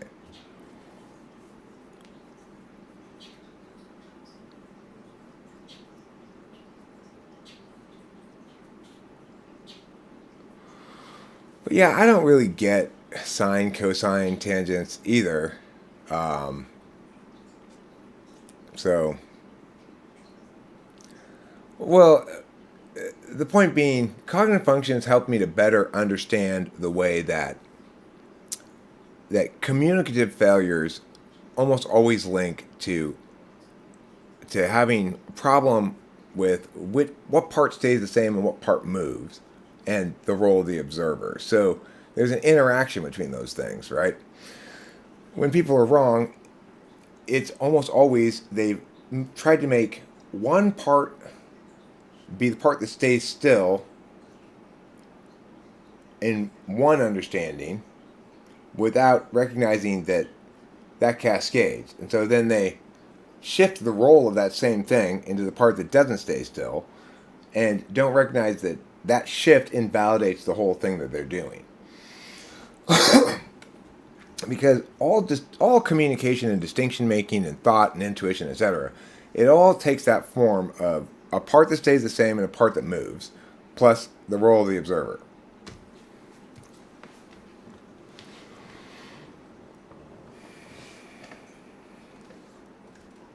I hate all aspects of math that are arbitrary, like how equations are written, how integers and sums are written. It's frustrating to learn to write it the way someone wants you to. The concept is important, not that arbitrary representation. Well, I mean, conceptually, order of operations is like the order of questions in argumentation. It's implicit to the thing, but not really justified. So there is an order to questions that you can explain why it's that way, why we have to address questions of permissibility before we address questions of advisability, for example.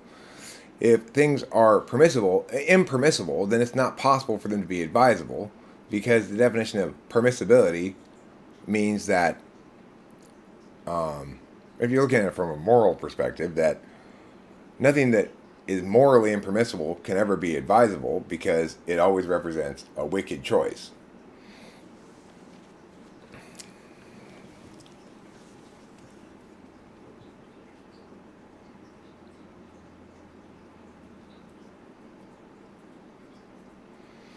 But there are aspects of math that are more arbitrary. But it's like it's always going to be the case that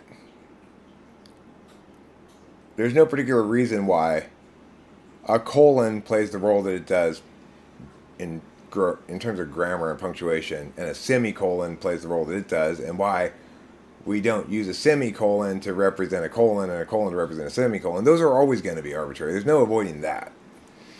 It's true whether you're talking about spoken grammars or mathematical grammars, that we have to call something something, and you could arbitrarily call it something else.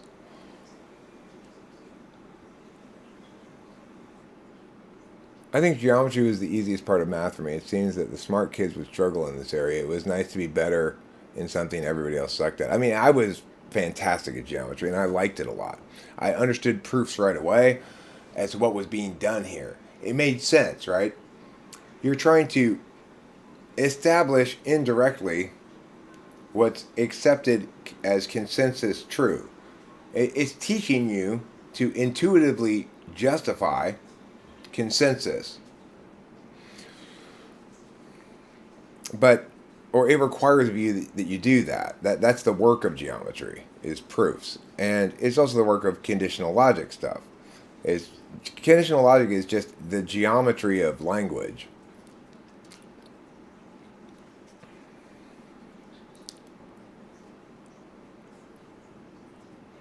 I was talking about how sums are written with the sigma sign or integers with that curve shape.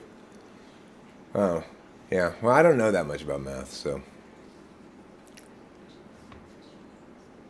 I mean, I feel like I understand what I need to understand about math to comment upon how it expresses in education and stuff, but don't ask me to do math. Like, I don't have time for that shit. Get somebody who directed their SI towards learning that shit to do math. I didn't direct my SI to learning that shit. I directed it to learning other things. And I kind of wish I understood advanced math better and had a better intuitive grasp of how things like sine, cosine, tangent work in calculus and what role they play. And instead, I have this general sense that calculus is what allows you to calculate movement of objects through space. In other words, it includes a time dimension now. But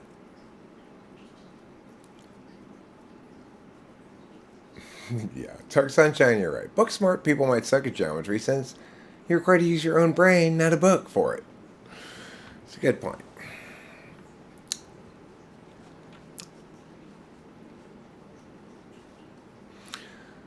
Hey, new group, don't be violating the categorical imperative. Don't use another person's brain as a means to an end. If you do, you're a zombie.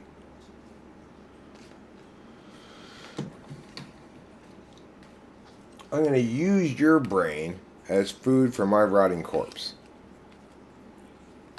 You had a tough time with math. I was able to intuitively crack the early stuff in the first half of algebra, so then I missed a few classes and never quite caught up.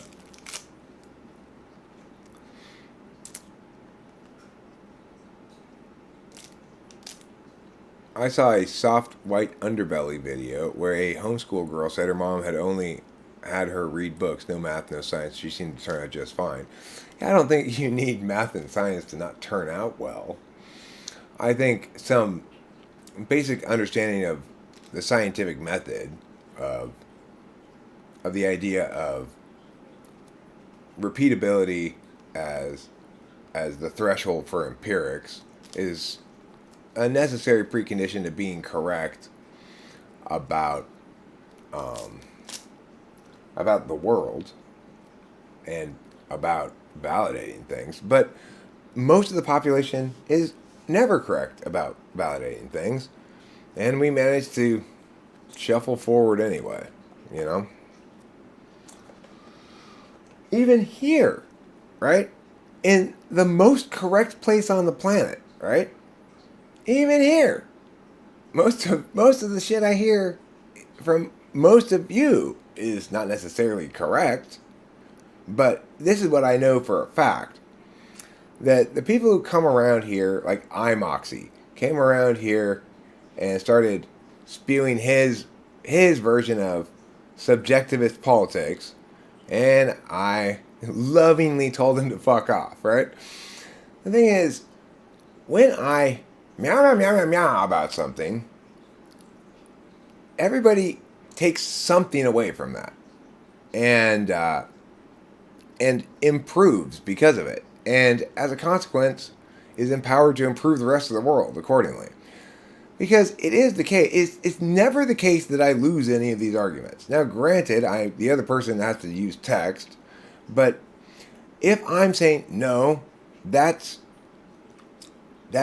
contributing to the problem of bad discourse rather than being outside of it like you're claiming, then I'm never wrong about that. I never lose the argument, and the reason is because I'm not wrong.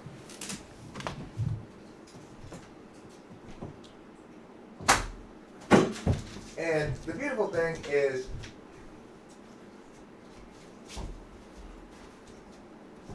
for many, if not most people, winning the argument is at least an ancillary good. Like, people would prefer to be correct when there's a dispute than be incorrect. So, for everybody who listens to me on a regular basis, it's not going to change their function stack. It's not going to turn them into me or anything, but it will empower them when they encounter some wrongness. Like, let's say, uh, um, what's his name? Ruben. Let's say Ruben's just listening right now and not typing anything, and I start hammering Michelle on her meow meow meow meow meow. Then he's still gonna hear that, and when somebody he encounters in the world says something that Michelle said that caused me to meow meow meow meow meow, then he might repeat what I said in some variation of it instead of what he originally would have said. The world's improved when more people are empowered to correctly call bullshit on bullshit, because most communication that matters is communication about public business, not about private business. So when communication about public business is subject to more correct bullshit calling, then the world benefits.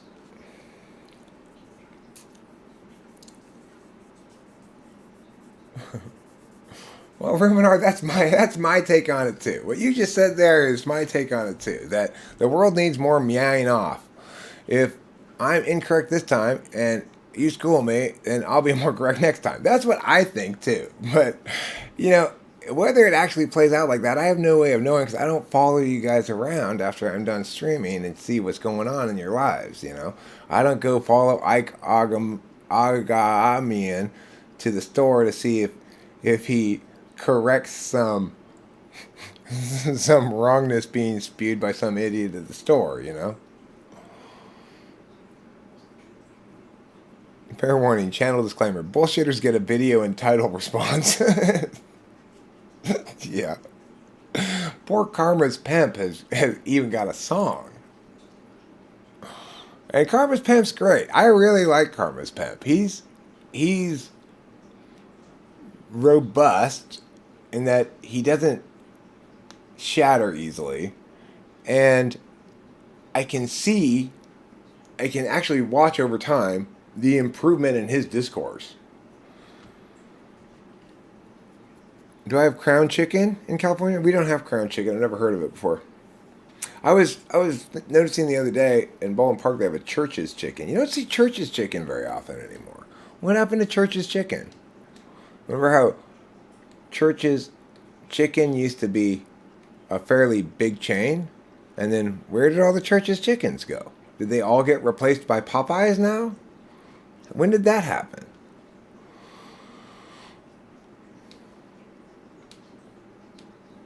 The reason people judge others for their political affiliations, even if they may have reasons that aren't BS, is because it signifies what and who they're willing to tolerate and harms they'll overlook.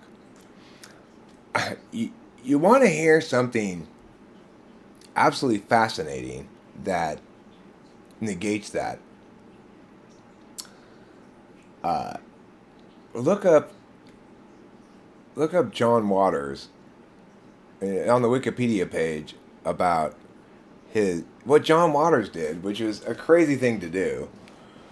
I guess it was probably 2005 or something that he did this, but he started with the premise: what if I went from being overscheduled like now to having no control over what I do or my schedule? And the way that I'm going to manifest this is by hitchhiking across the country. And this young conservative, self-identifying as conservative politician who's like 20 years old, who was already elected to, like, you know, mayor of some town or city council or something like that, saw what he thought was a homeless guy standing in the rain trying to get a ride, and picked up John Waters out of sympathy, and ended up driving him 4 hours to Ohio. And then John Waters got a couple of rides away from. Oh, there's still 887 locations. Okay, well, that's a lot of Church's chickens. Thank you for looking that up, Michelle. I appreciate the answer.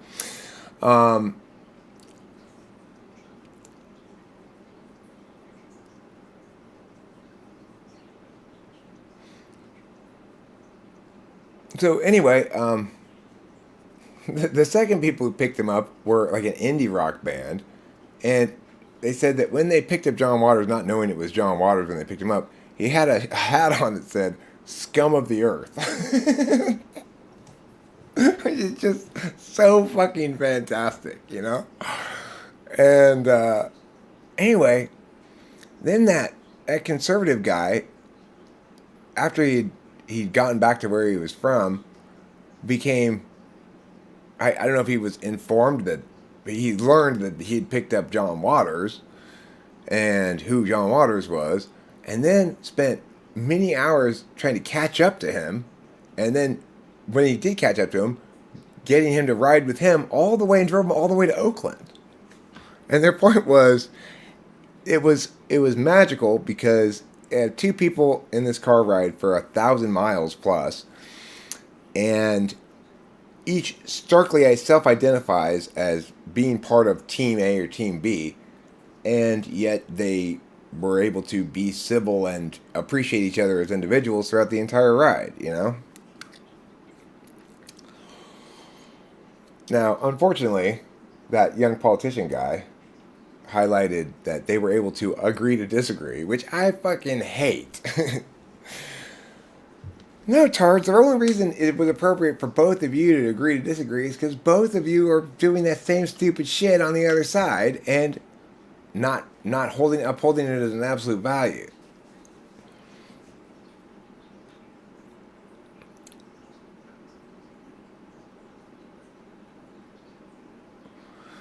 Okay, well, I've always thought that's ridiculous. So it's like when Trump said, when you're famous, you can just grab a woman right in the pussy and she won't even say anything about it. That may have been indicative of actualities, but we can't treat it as though it were. Okay? That we can say this is somebody who's willing to be edgy in this fashion in their communications. But even though it may be unusually true in his instance, we can't treat it as such.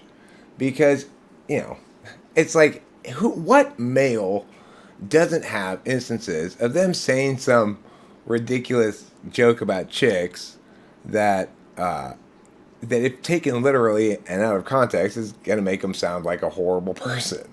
It's every dude in history. You know? It's like, who hasn't been hanging out with a couple of dude friends and some hot chick walks by, and after she's done walking by, you go, man, I would fuck that thing until it flopped around like a fish on the deck or something. Who hasn't said something like that? It's not literally the case. I wouldn't fuck that person regardless of anything, but you say those kind of things. It's fine. It's not bad. I guess you're right, Michelle. I guess I'm just not looking for them. It just seems like nowadays, every time I see a chicken place, it's not a KFC and not a Church's, but it's a Popeyes.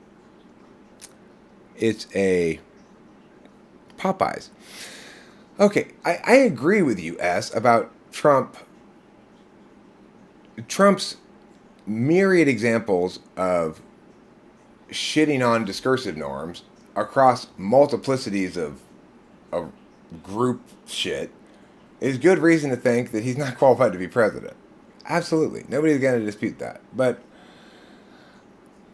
that particular comment, that particular thing, that him being too locker roomy in his talk about chicks, I don't think it's fair for us to assume that's indicative of anything, because that's every dude in history.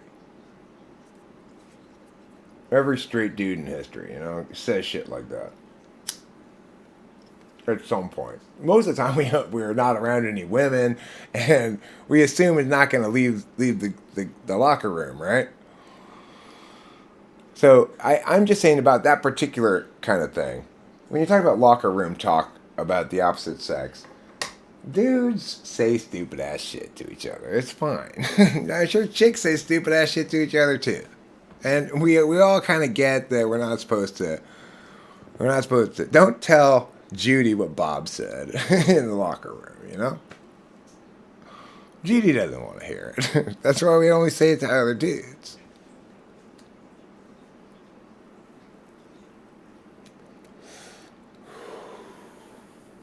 So the conclusion should be that men should never be president.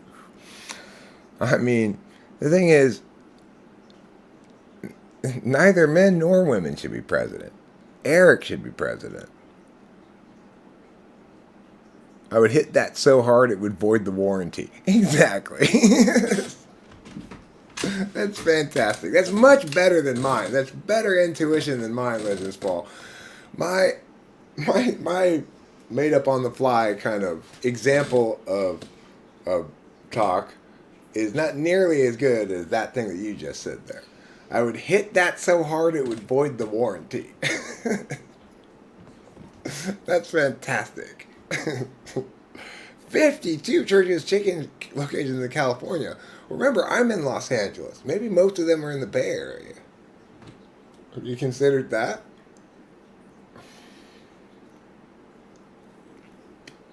The point is, I thought about it because I saw Church's Chicken just yesterday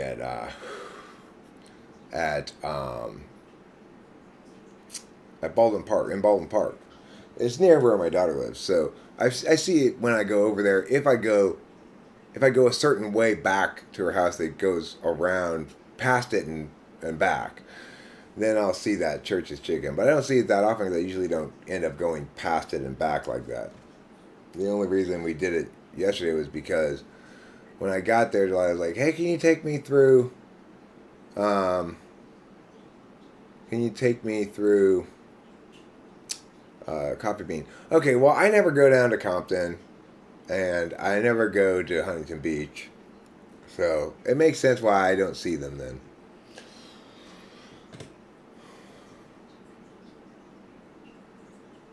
Most people in Southern California don't spend a lot of time in Compton. It's just, I imagine there might have been an occasional day trip from the suburbs to go look at Compton after the movie Straight Outta Compton came out. There might have been a little rash of day trip sightseeing tours to Compton, but by and large, nobody ever has any reason to go to Compton. The last time I went to Compton was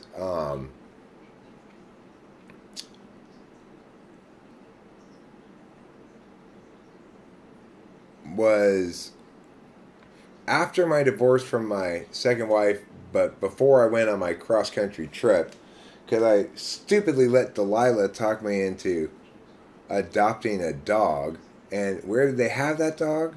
In Compton.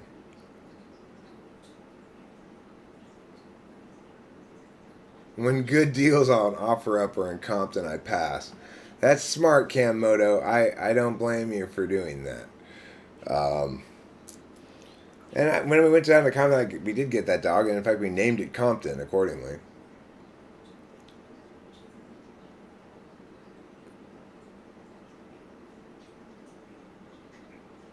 Huntington Beach, I've been to many more times than Compton, but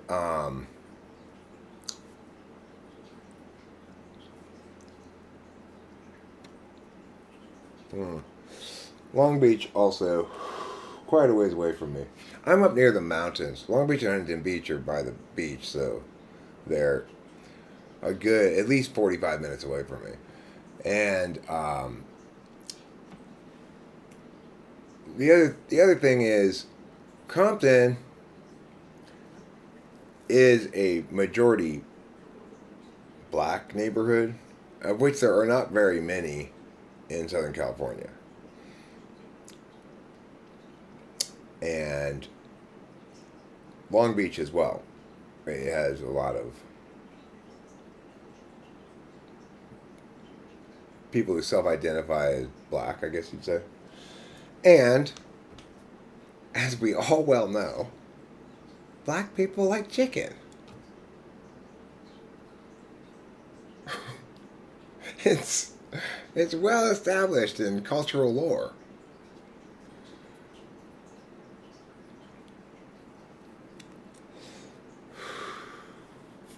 Well, I know where the closest church is chicken to me is. It's in Baldwin Park. It's the one I saw yesterday. That's the closest church is chicken to me. That's like 20. That's like 20 minutes away. That's not very far. It's quite close as the crow flies. It's just that um, getting there, you have to either go up and around on the freeway, or you got to take this long service street route based off a variety of meows.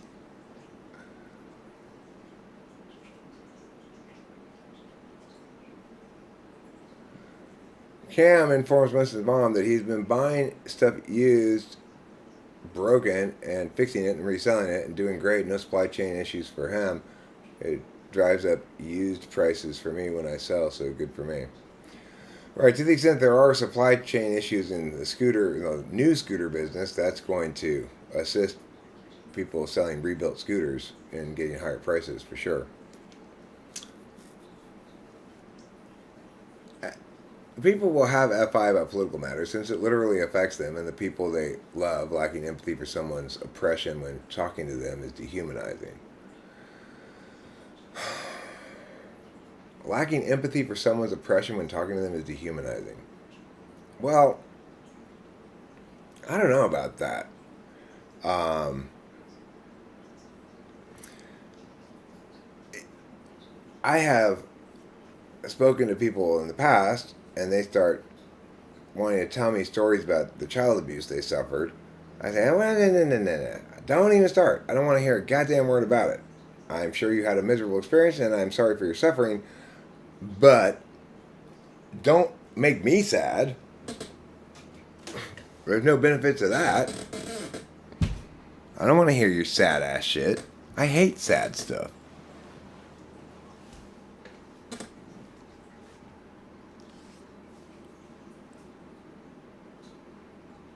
You can't price gouge people on bicycles, mountain bikes. Because price gouging requires there to be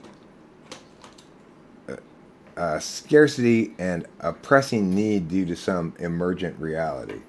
You can price gouge on bottled water when there's a flood and the water goes down. Inside Compton's finger licking good home kitchen? Oh. Well, that sounds like a non-chain chicken restaurant, maybe.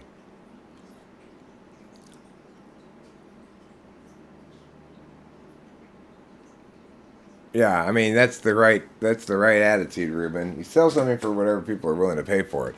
If you have a really inflated price on something, sell it for sure because that's not going to last indefinitely, you know. How does any present itself in between males and females? It doesn't really have any difference as far as I can tell. Like if you watch Aga and I back and forthing on NE tests, it's indistinguishable. It's just that because extrovert intuition is just creative possibilities and stuff, or just just generating what necessarily could be based on what's being claimed is or what is. You know, anybody who tells an NE dom, here's how things are, the NE dom is naturally going to go, or it could be like this, or like this, or like this, depending on your frame of reference, or whatever.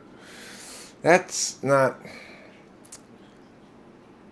That expresses exactly the same, regardless of sex. Whereas the TI part is much more assaultive to people's feelings because its job is to say, what you're saying is bullshit. There isn't an SE polar test. I don't have one.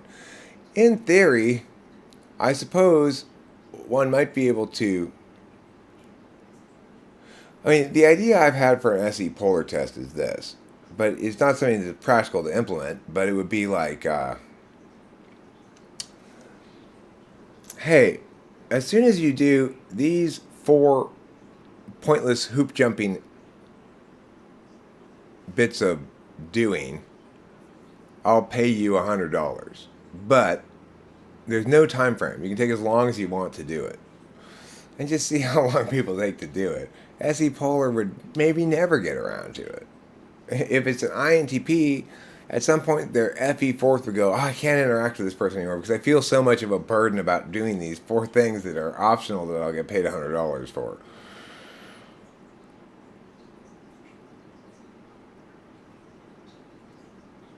Helen Keller might fail the SC test. Oh, you got a good point there. If you're going to make it physical at all,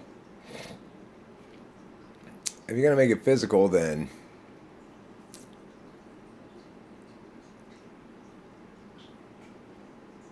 your husband has a really fancy bike. The derailleur costs $500 to replace. He must have an incredibly fancy titanium diamond encrusted bike or something. Diamond encrusted.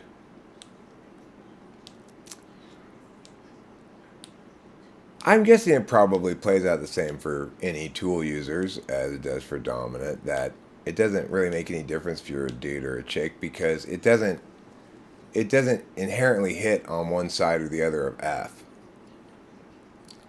It's just the society at large seems to expect women to be more cautious about feelings stuff than they expect of men. And I'm sorry, chicks. Sorry about that. If I'm part of that, my bad. I'm sorry. That's not fair.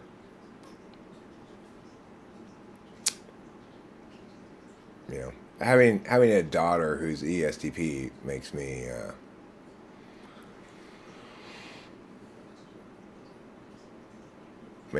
feel a direct connection to that issue. I feel like a little annoyed on behalf of my daughter that she has to call bullshit more gently than me. I bought my $3,000 Rocky Mountain Element with XTR components and Fox Air suspension for $420. Wow. Did you then fix it and resell it for more than that?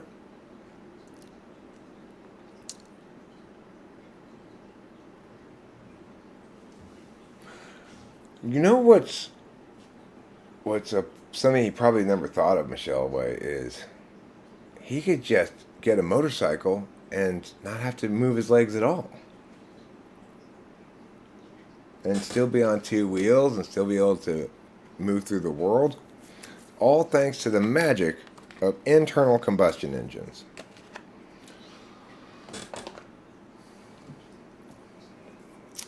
Thank God we figured out how to ignite gasoline in a chamber, compress it, and compel that energy to move pistons up and down.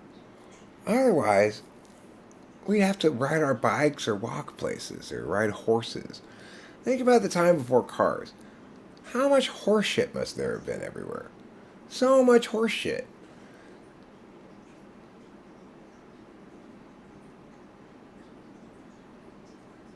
Oh yeah? Oh, you rode that bike when we went up the JPL trail? Oh. So, if you were to see that deal again, would you buy it again and then try to resell it for more than you bought it for? Did you have to fix it when you got it?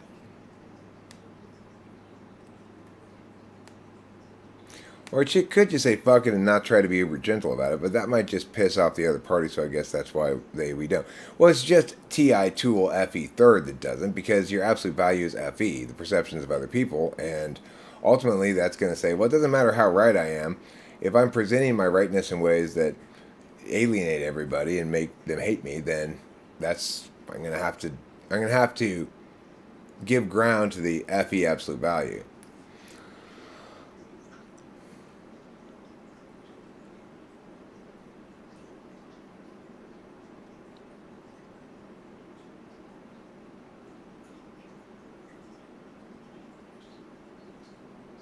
Let me see what Ruben R. and Winston's mom exchange is about here.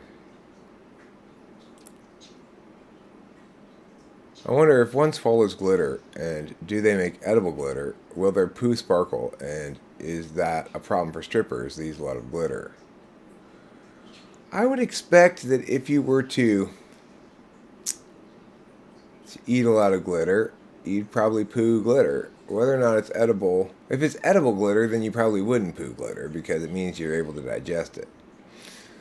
Ruben R might be the next big menthol kingpin. Or is that for when they make menthols illegal? Are they going to be making menthols illegal pretty soon? Fucking ridiculous nonsense. You enjoy walking places? That's not what your legs are for. I'd buy a medium frame one for JJ. I probably would resell one if I had the chance. What is the difference between INFPs and INTPs?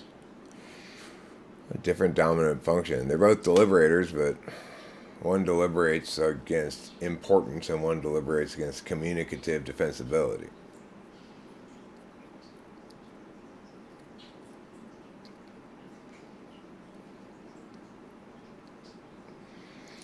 You're just okay. If you're spending that much money on a bicycle, you get diminishing returns probably pretty quickly. Like, how much better a $3,000 bike is than a $1,000 bike is probably a much smaller amount of better than the difference between a $1,000 bike and a $50 bike.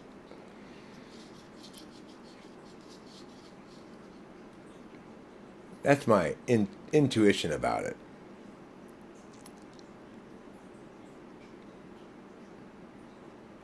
Well, I mean, it's perfectly fair for your significant other to draw a line in the sand and say, this is what's important to me.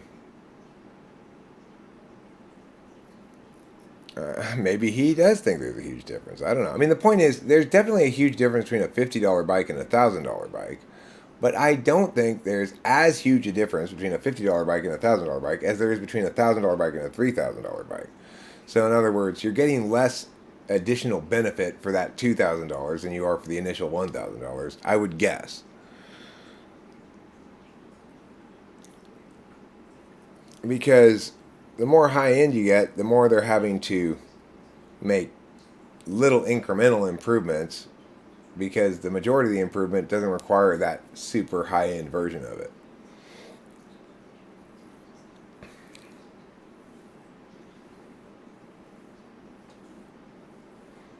You had a Rocky Mountain once. It was like a bike for dummies. Such a soft ride, I could do no harm. I have a nice bike. It cost me $500. It's a Specialized, I think. It's the reason it's a nice bike is mostly because it's exactly the right size for me. I had it like fitted to me at the bike store, and they got the biggest frame they had out because I'm 6'4", and I would have, if left to my own devices, I would have bought a smaller bike, thinking that that's a little too tall for me. But since I got it, I've come to realize no, this is the right height for me for sure, and it's a big advantage to have that tall of a bike, such long legs and stuff. I have to push that not that much to go forward a lot, you know.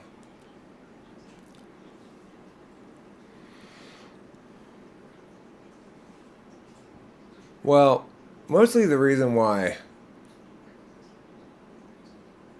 I don't ride my bike is because for Rachel and I to ride our bikes, we're most likely to do that in conjunction with Cameron, who likes to do those kind of things. We like to do them, but we're not likely to initiate them. And usually, one or both of us has a flat tire. So, it's like, fuck it. It's too much hassle. I kind of like riding my bike. When I lived in Temple City, I did a lot of errands on my bike. I had a basket on the back of it, and it was just easier to move through town on a bicycle than it was in a car. And also, it would let me take my dog with me because I had her trained to sit in the basket when I went into a store, sit in the basket on the back of the bike and not get out.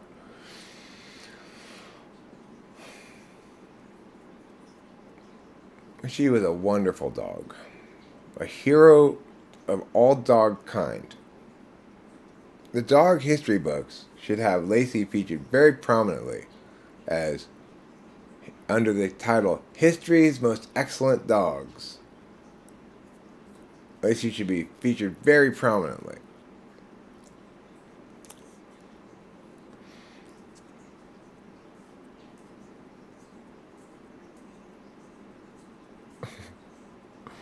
I don't feel like a beast. I feel like somebody whose legs get tired very quickly. I remember Cam and I once rode up this hill in Laverne, up to Foothill, and eventually I was just like, okay, Cameron, you're killing me here. You gotta. I, this is so much exercise.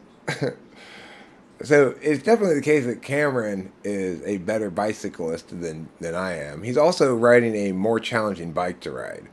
In other words, his is more off-road and mine's more for roads. Although I've taken it off-road plenty of times with him. He's ISTJ, actually, Michelle. He's my ISTJ friend. And an absolute testament to the goodness and truth of ISTJs.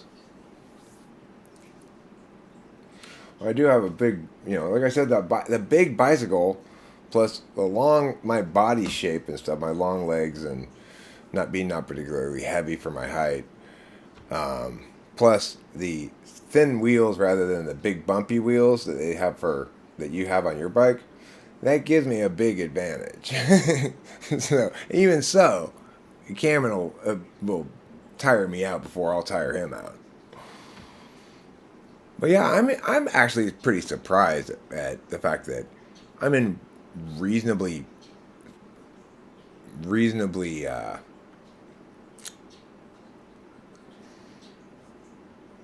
good shape given the fact that I smoke so much. Yes, Cameron did receive the Best ISTJ award in 2017. And you can count on an ISTJ to remember that as well. So,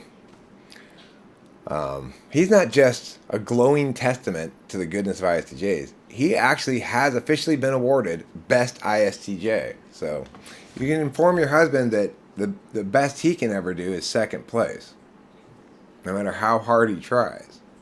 Because that's a permanent award. It's the award I awarded him for being Best ISTJ, Michelle. I am the world's foremost authority on quality of person as an example of type. So I get to determine who's the best of every type.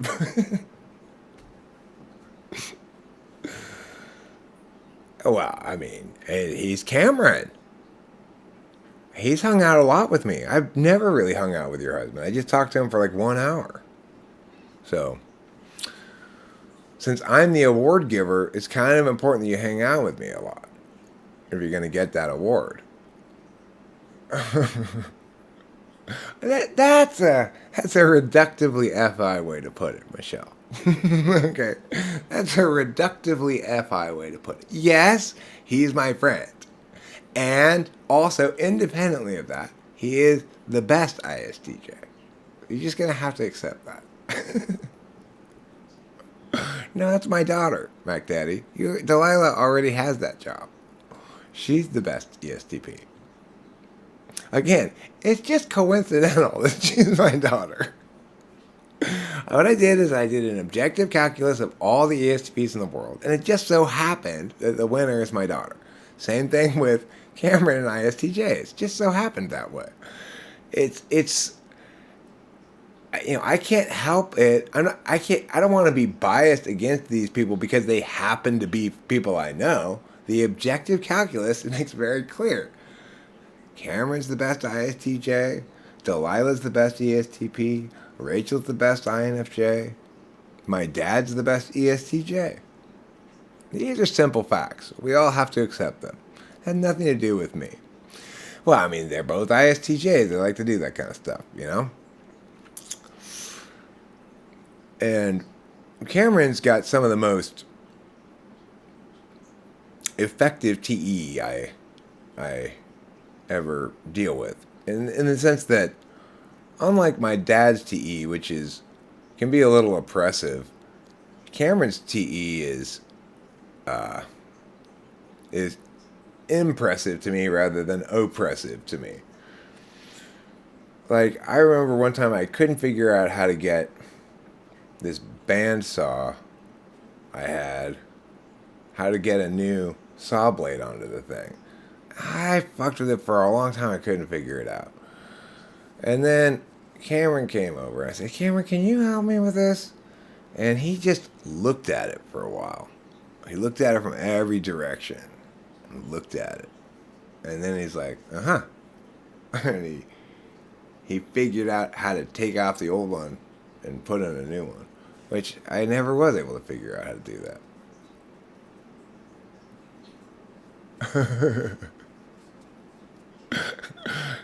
Cam Moto shares the sordid truth. The real story. I showed up to the Christmas party and Eric wrote best ISTJ on a thingy, so I had a gift.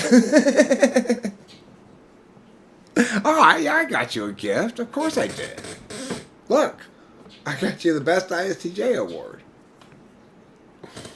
That's not a gift, Cameron. You earned that. Okay, there was no gifting of that. You earned that award. You earned that award by being the best ISTJ.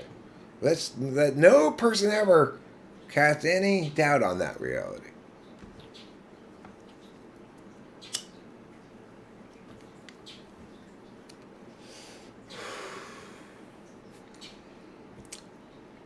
We still haven't visited you in your house in Sierra Madre yet, Cameron. So maybe sometime this week or something. We're basically over COVID now. Yeah, I mean, we should probably, if you want to be super careful, we should probably wait a little bit because we're both still kind of congested. You can probably hear it in my voice, and Rachel still is taking longer to recover from it than I am, probably. I actually think the opposite is true, S. I think INTJs generally have a better handle on their FE polar than ISTJs, but I think Cameron's got a good handle on his FE polar. In other words, his lack of attention to FE doesn't run afoul of most FE expectations most of the time because he's got good heuristics for things um, like being cued about stuff or whatever. Morridge says, my dad is an ISTJ and also does mountain biking stuff. Boba Fett, what are you doing? Why are you deleting shit? Okay, I know why. Because you want me to take away your moderator thing for no reason. Fine, I'll take away your moderator thing for no reason. Where are you? Where did you go? God damn that guy. What do you do that shit for? What in the world is he doing that for? Boba Fett? No. Once again, you've proven yourself inadequate to moderatorhood. Sorry about that, Lou, Faye, and S. I don't know why he did that, but yeah.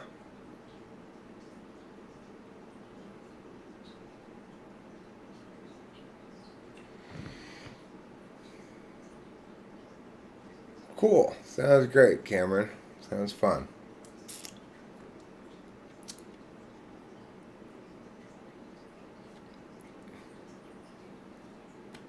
Michelle, Cameron's talking to me. Cameron's not inviting you over for steaks and asparagus. You live too far away for that. Was COVID proven to be... Well, he took a COVID test, yeah.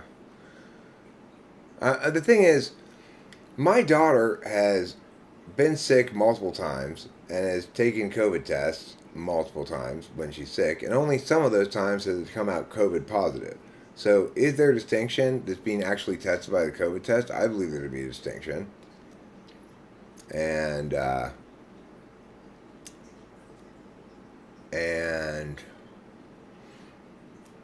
I've researched it enough to to validate that in fact it is a distinct and novel virus, and in fact the reason why it behaves kind of unusually is almost certainly because it's an accidental lab release, which means it's a human edited, lab edited virus. uh, I think there's, like I said yesterday to Rachel in the car, I said, if the issue of whether or not it's a lab release were a civil case, the the plaintiff would win hands down regarding the preponderance of, because the standard there, the preponderance of the evidence. It is the case that we will never be able to prove beyond a reasonable doubt that it's a lab release or not, but it is also the case that any sound or sane interpretation of the evidence would conclude that the preponderance of the evidence suggests it's a lab release. I mean, I agree that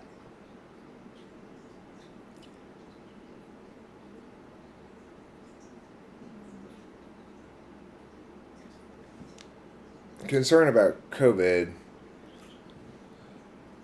I mean, the thing is, isolating people from each other does have the impact of reducing the spreading of most normal viruses. The reason it was guaranteed not to work about COVID was because of the reasons they articulated right at the beginning. It's novel. It has this long incubation period. It's, in other words, impossible to quarantine. No problem, Boba Fett. Boba Fett was just being accident prone. His phone might have been in his pocket or something, and just shit starts pushing buttons, and I know how that goes. Hey, it's fine. Quit saying sorry. You're fine. It did seem odd that you would pick those two people who are saying nothing remotely offensive or at all. So I kind of suspected there may have been a little bit of accidentness in there. Turns out I was right, but Rachel can get away with that. Rachel can get away with accidentally hiding people and stuff like that, and still get to keep her moderatorhood. Your TE polar feels a little unreliable, and we're probably all better off, including Boba Fett, if he's not finding himself in the position where he's got to explain why he accidentally timed a bunch of people out anyway.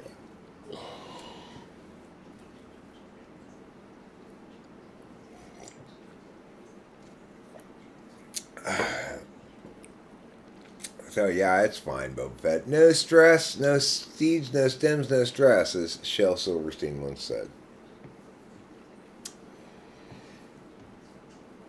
Alright. You're not oppressing anyone with your TE, Michelle. I'm saying I find when I encounter it sometimes, TE a little oppressive. Like, like, I came home from some place, I guess it was yesterday, maybe the day before, and my dad wasn't home, and I said to myself, okay, should I close this gate or leave it open? And the only thing I ever considered when asking this question is what's going to avoid a comment from my dad? That's what I mean by TE that's oppressive, is living with my dad makes me think about questions purely in terms of whether my dad arbitrarily is going to comment on something or not. Like, when he was out of town, before he left for out of town, he arbitrarily decided to move all of the charcoal from inside the garage to this like little planting box out back in which he had put down some flat rock tiles to put the bags of charcoal on. But then when he was out of town, I was. It was during that recent big rainstorm we had. And after it started raining a little bit, I remembered, oh shit, the charcoal's outside now. I need to go quickly move it back into the garage. And then, like, he came back, like, the next day, and his comment was like, I understand that the rain meant that you need to move it inside, Eric, but it stopped raining. It's like, why haven't you moved it outside yet again? It's like, why did you move it out there in the first place? But, you know, I'm not going to say that. I just have to, yeah, you got accidentally timed out, Moonfei. It wasn't on purpose, but, you know. Hopefully you were just timed out and not banned. I'm not sure what's going on. Like, let me see if I can see if S says. So who has a better handle on FI polar, ESTP or ENTP, TE polar, INFJ or ISFJ?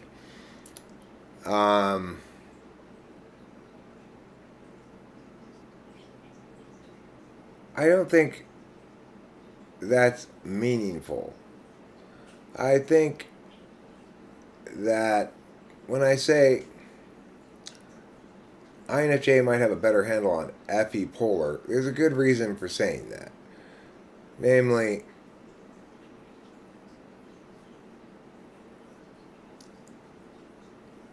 knowing big picture, holistic things about communicative stuff is implicit to the INTJ, whereas implicit to who they are, and whereas knowing particularist stuff that doesn't resonate universally is explicit to the ISTJ. So in that regard, there's kind of a reasonability to saying that INTJs are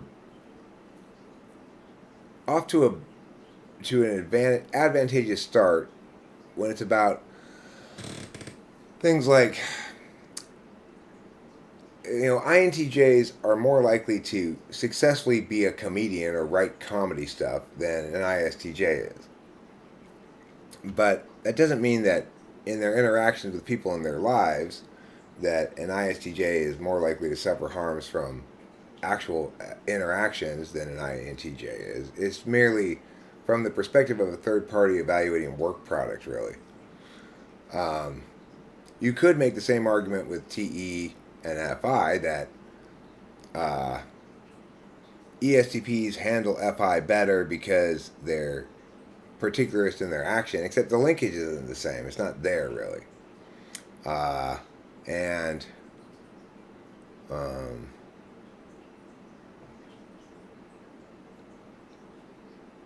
I mean, S has disappeared, so I think he must have accidentally banned both those people. Let's see. Does it say unhide? Oh yeah, it does. Unhide. There. Okay, I unhid. And where's the other one? Lou DeFay. I'll find that here, and I'll unhide. There. So yes, you did hide both of them. Sorry, S. You've been out of the out of the mix here in Lou for a while until I realized that you had been hidden. But now you're unhidden. My bad for being slow on the uptake there. Now it should work fine. I just changed it, so I just did the unhiding part. Hopefully it'll work fine. No, it wasn't enough rain to end the drought, Michelle, but it was a nice and unusual summer rainstorm with lightning and thunder and downpour.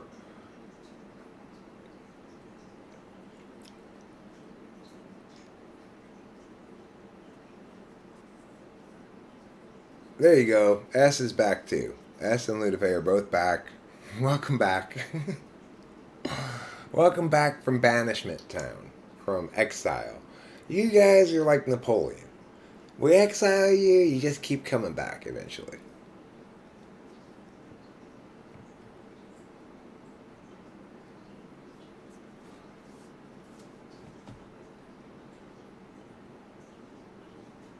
I was really fascinated to learn, not that long ago, that Napoleon wasn't actually unusually short. That's just propaganda perpetrated by the British, purposefully misinterpreting the height numbers as the French presented them under a British interpretation of how you present height numbers to convey to everybody that he was smaller than he was.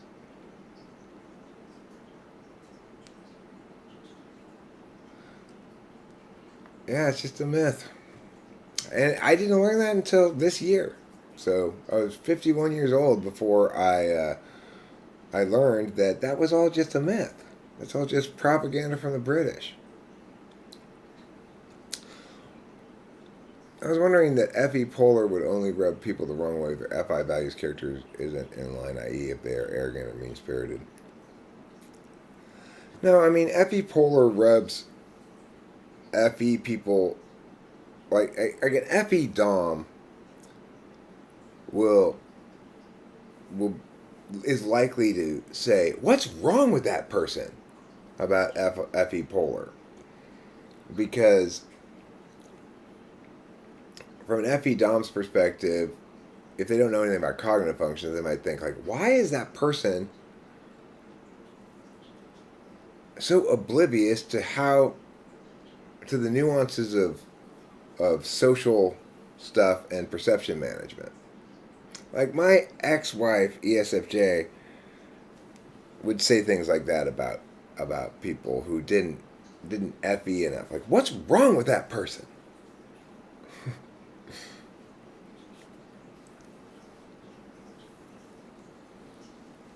I mean, she wouldn't say it to them. She'd say it to me later, you know.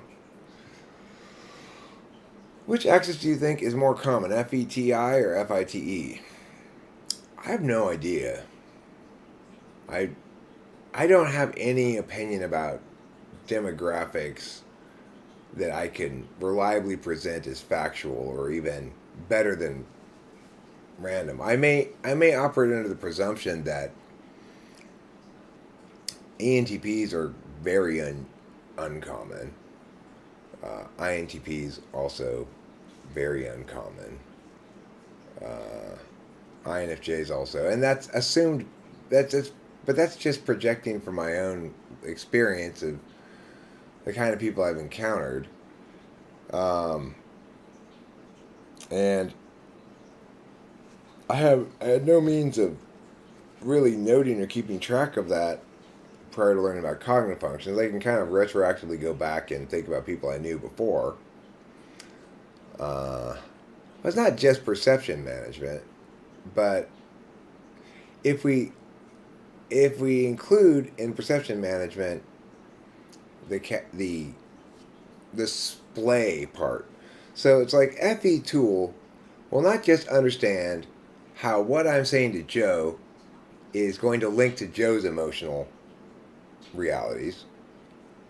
They're also going to understand how what I say to Joe in ways that link to Joe's emotional realities are going to affect Judy as well, and potentially Bob over here.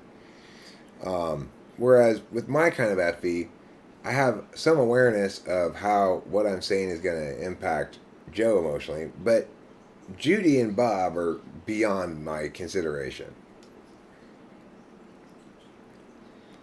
I really don't know. You might be right about that gut instinct that FETI is more common than FITE, but um, I can tell you the most common types of women that participate in Naked and Afraid with a high degree of certainty. They're all SFPs and STJs. All the women, almost every single one of the women who wants to participate in Naked and Afraid is either an SFP or an STJ. You occasionally will get an STP, maybe, but maybe an ESTP woman occasionally, maybe an ISTP woman occasionally, but mostly it's just STJs and SFP women. The men, you get a much bigger splay of types. The difference between ISTJ and INTJ, they seem similar. I mean, they're not that similar because uh,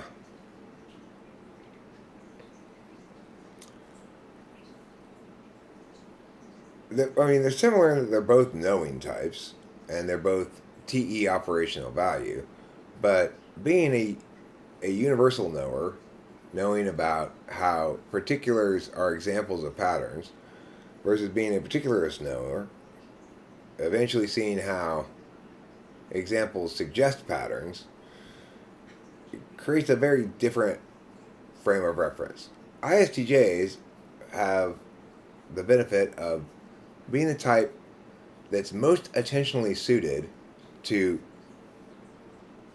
crafting for themselves a life that's satisfying and rewarding, provided they have sufficient engagement with other people, they're not totally isolated, then they don't need a lot of engagement with other people. And to the extent that knowing what they like to eat and what their habits are and their comfort areas and stuff, controlling their schedule and attaining success by TEing particular situations is it gives them a grounded and satisfied sense of self that I'm jealous of, you know? INTJs are much more conflicted because they're universalist in their dominant function and particularist in their other three functions. You could say conflicted, you could say balanced. But I'd say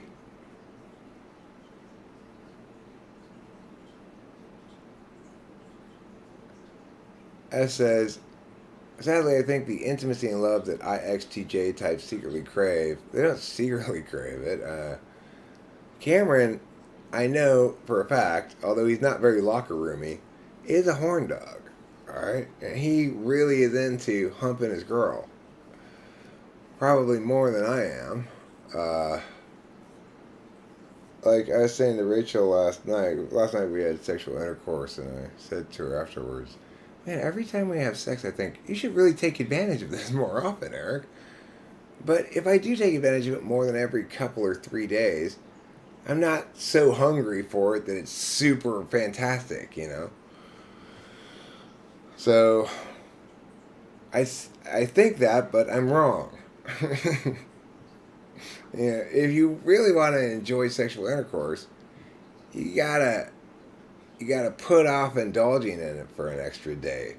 Then it gets juicy, you know. You're really horny then, and you're like, oh yeah, woman flesh. I'm gonna stab you with my penis over and over again.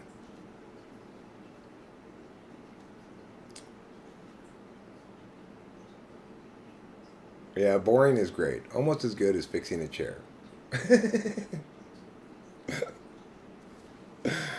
That's that shows good intuition there. That comment. It's funny, right? It's funny because fixing a chair is boring. Well, I mean, Michelle, you need to consider whether or not you've made the ISTJ feel safe. It is the case for every individual that boning is best done when both parties feel completely safe. Oh, boning is great, not boring is great. Yes, boning is great. Almost as good as fixing a chair. That makes more sense. Thank you, Mac Daddy, for correcting. I appreciate it. It's like when I talk like Legends Fall or something, it it's like, of course you have to have sex every day. Like, why would you have to have sex every day? Oh, because I mean, but then he's like, I am about drugs. Well, of course you need some kind of drugs every day. Otherwise, how are you gonna get high?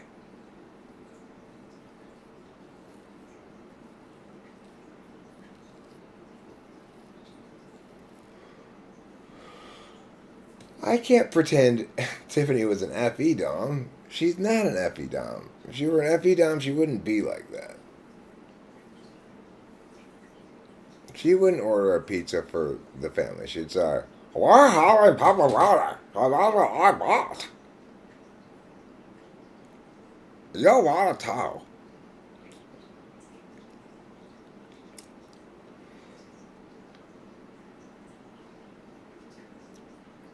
I mean, if there's a difficulty or challenge in non awkwardly engaging sexually with your wife, each partner needs to take responsibility for their other partner's for affirming their other part for affirming the other partner's sexual expression of self. If you're not being affirmed sexually in your relationship, then you're in the wrong relationship.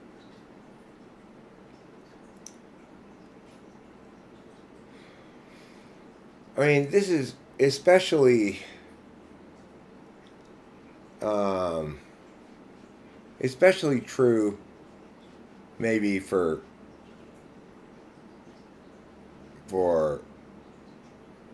INFJ and ENTP, that because there's sex is so full of particularist things that people who are fundamentally mapping types are going to have a complicated relationship with it.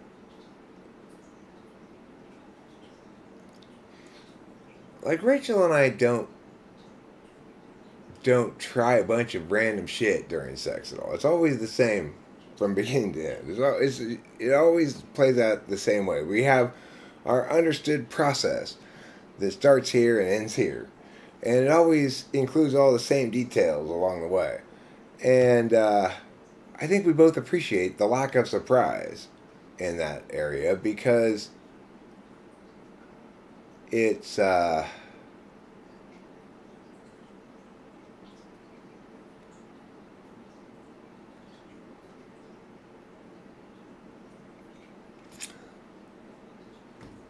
it it allows you to correctly anticipate. Well, it allows you to uphold the prime directive on those physicalities. Namely, you want your expectations and realities to align. Of course, if you're really like particularly into sex, then your expectation is you're going to be able to read the authentic responsiveness of this other person as you engage them physically, and you're a good lover. If you're like an ESFP who maybe wants to retain your ability to hump lots of new people all the time, then that's what your expectation is, and it's probably correct. You probably are a good lover in that regard, and it's one of those things that it's only when you're entirely safe in your relationship and stuff, if you're me anyway, that you can say, okay, look, here's the reality is this thing that's upheld as kind of like a universal good or requirement of people if they're going to feel good about themselves, that they be good lovers, is not something I'll ever be able to compete at against people who are attentive and responsive to real time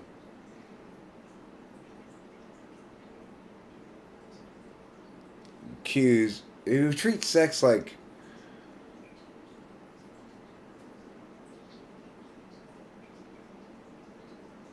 a process, a responsive process like that. It's just from my perspective, and I think from Rachel's as well. Sex is something that opens up as a possibility to genuinely be rewarding and enjoyable when questions of certainty are removed. namely when neither partner needs to worry about whether they're performing adequately for the other person. So eighth function is the most unconscious, but the seventh is the one a person is blind to. I'm confused. My intuition isn't telling me why this makes sense. Well, because seventh is blind and eighth is autopilot. So my eighth slot function, I do a lot of stuff. It's autopilot though, in the sense that it's already pre-tuned in to serving my extroverted intuition in a specific way. FI is blind in that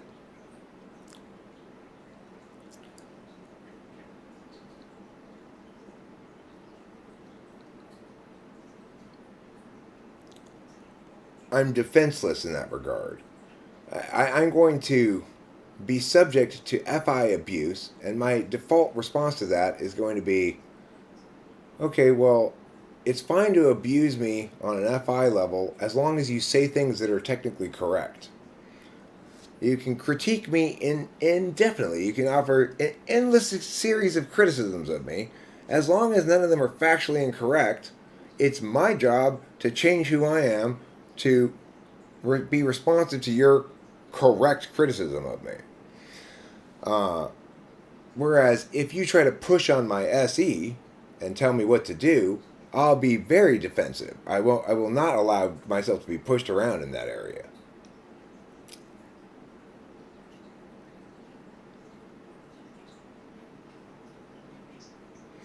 Cameron's amazing with animals.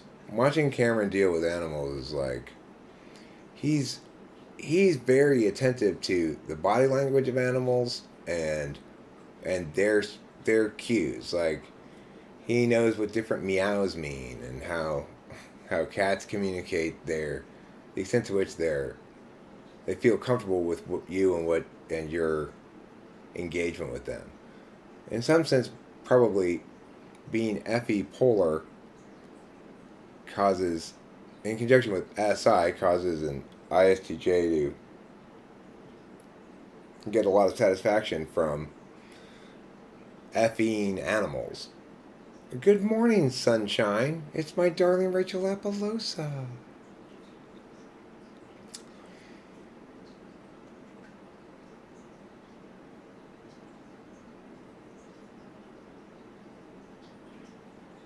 Well, with INTJ, you're looking at SI 8th and FE polar, which is if I'm criticizing the INTJ about some sort of social faux pas, they're going to assume they fucked up.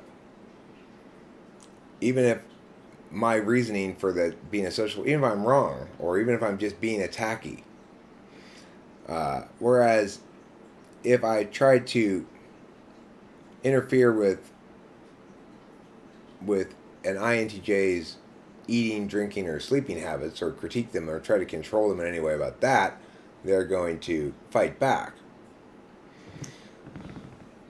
So, and the reason is because everybody perceives their 8th slot function as being perfectly balanced as it is. That I'm the only one who really gets how exactly you should use SE. Well, at the same time, being unable to really understand or articulate instances in which I do use it. Because my perspective on it is, it ought be autopilot, automatic in support of NE.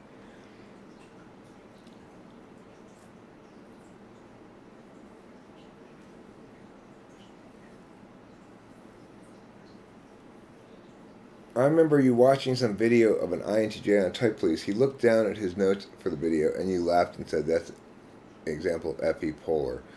I mean, just looking at your notes hardly seems indicative of anything, really. But if you look at your notes a lot as you're speaking, then you're clearly much more concerned about getting everything out that's on your notes than you are about the experience, the fluid experience of communication as experienced by the listener, you know?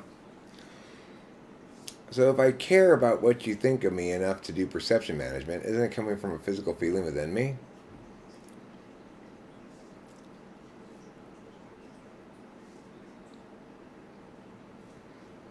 No, I mean,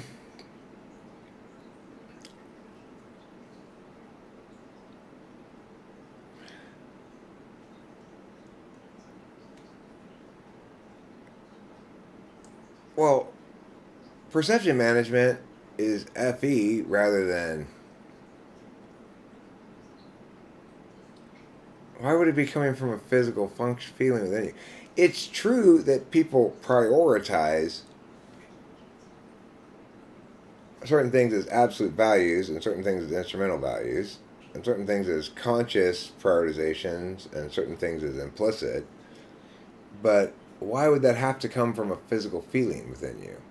I mean, one thing I realized yesterday after I answered a question about subvocalization, in other words, internal narrative and talking to yourself in your head, that I actually don't do what I said I did.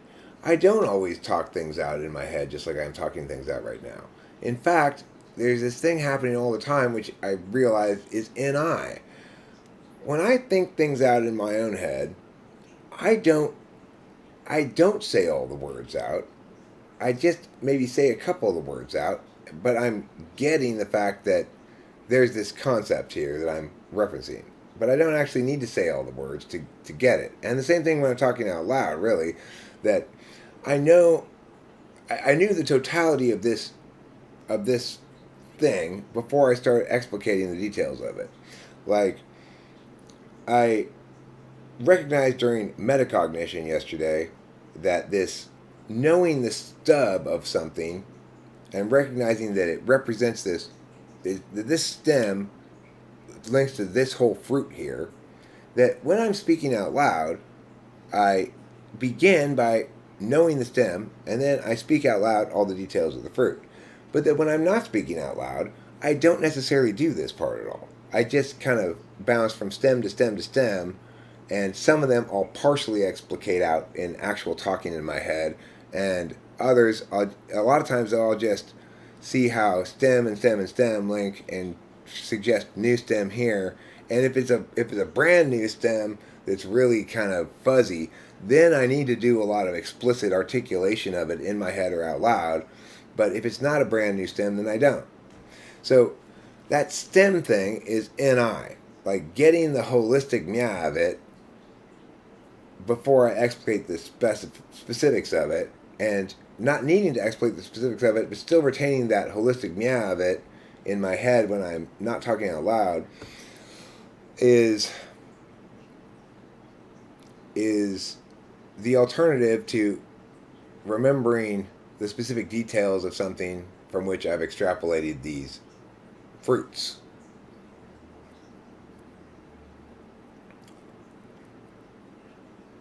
See you later, Cameron. Thanks for being here. You're a gentleman, a scholar, a reader of fine literature, and most importantly, the best ISTJ.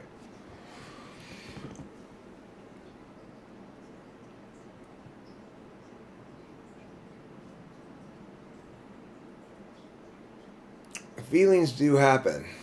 ISTJs don't need to talk about their feelings. ISTJs, they care for people that they care about, that are important to them, in ways that are helpful to those people, and feel satisfied for having done so.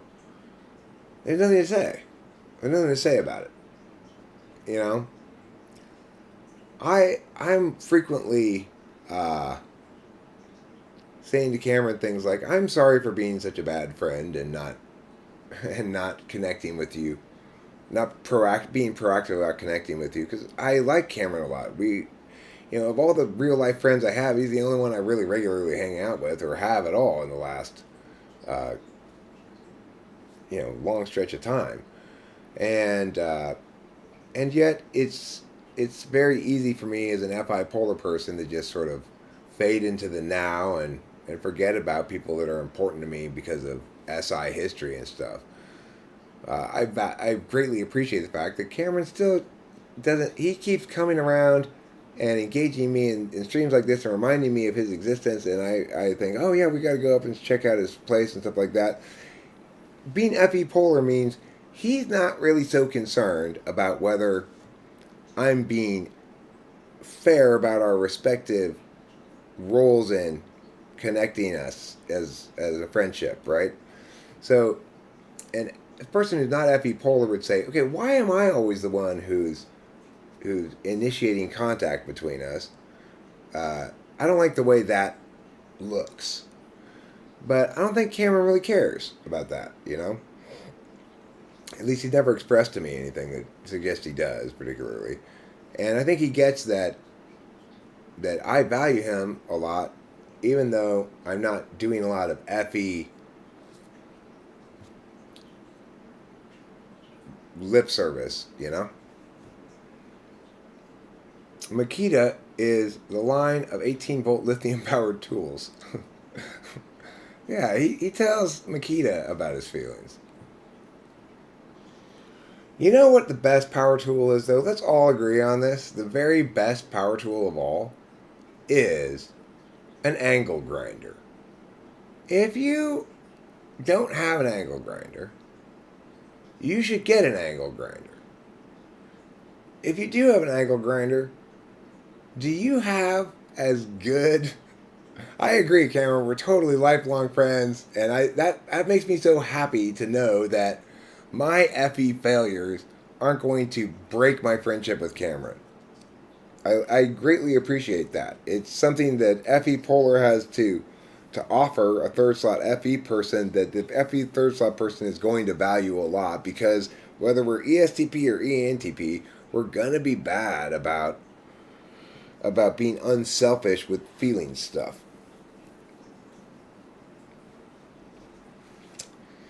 But yeah, angle grinder. Let's just admit it right now. You need an angle grinder, probably more than one angle grinder.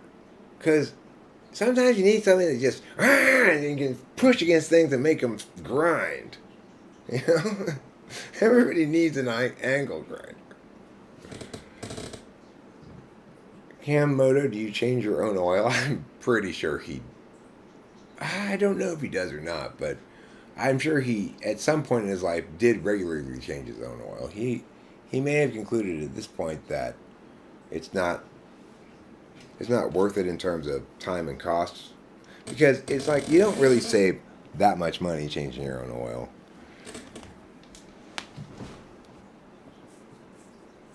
Like, I have to use full synthetic in my car, and so getting an oil change is fairly expensive.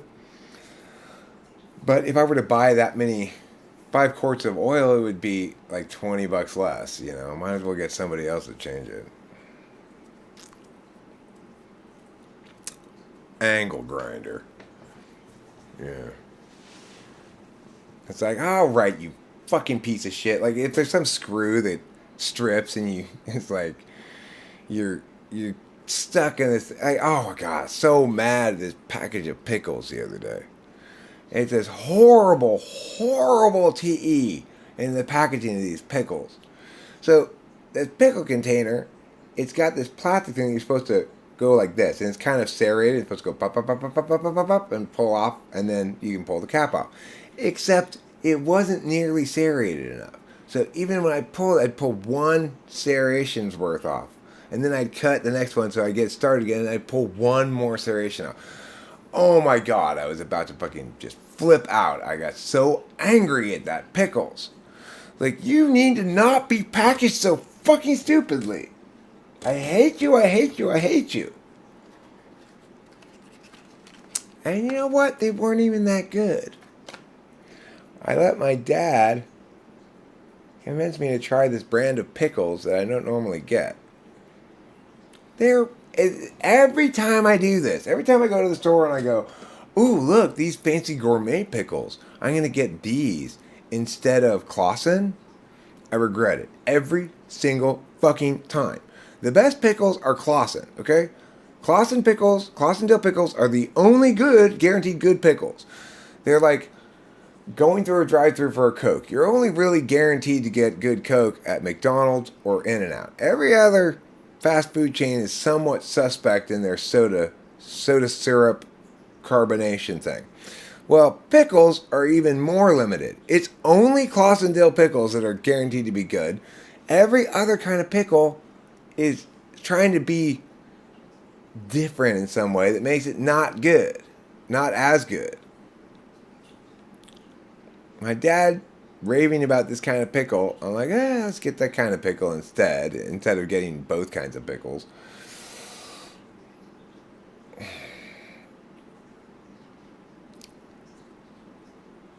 Pickles are the grandma porn of cucumbers. Hey, Karma's Pimp. Glad you agree. I was talking earlier about you. You may have not been here for that part. You might want to rewind to the part where I'm talking about you. I said some pretty nice things about you, so, you know, that's going to make you feel really good about yourself in your heart. T.E. Polar is so lucky as it escapes all criticism, almost like FETI will know exactly how to maintain its image at all times and look smart and competent. Well, T.E. Polar escapes criticism as long as nobody's watching the person do things. So, Rachel perfectly happily made pasta for a long time in a very T.E. Polar way. We have a metal pot that has put into it one of those slightly smaller metal pots with holes in it, which you use to do. You put the spaghetti in there, right, and then the lid on the whole thing to get the water boiling. You take the lid, I put the spaghetti in there, and then you stir it around. And then when it's all done, instead of pouring out the whole thing like this into the sink, you just pull that thing out, let it drip, and then it's a strainer that's built into the thing, right? She kept taking that out and then cooking it in the big pot and then using that as a strainer. But you're not supposed to take it out. That's why it fits right in there with the little handle on it, that you can pull it out like that. But it took until I saw her doing that I was like, Rachel, that's so T.E. Polar.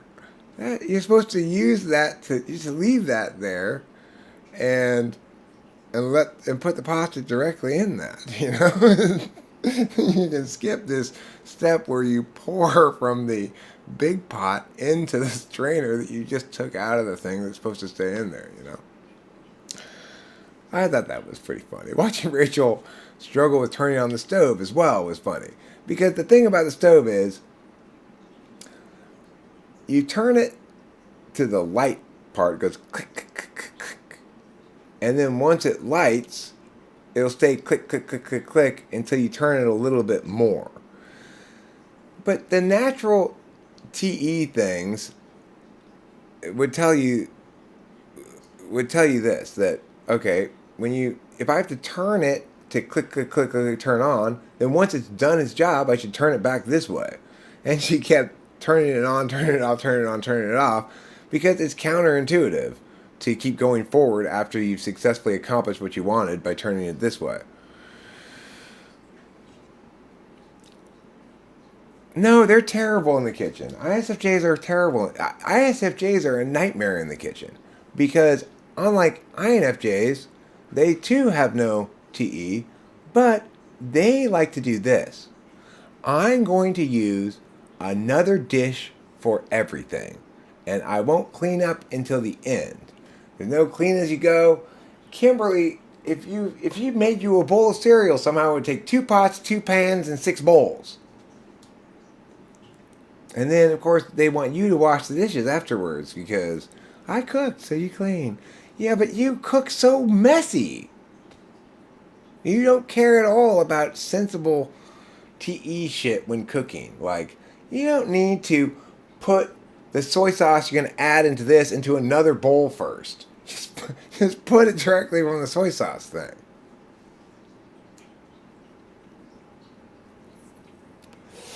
ISFJ wants to have each of their ingredients in its own bowl set up ahead of time. It's just a dish making disaster is what it is. A dirty dish making disaster.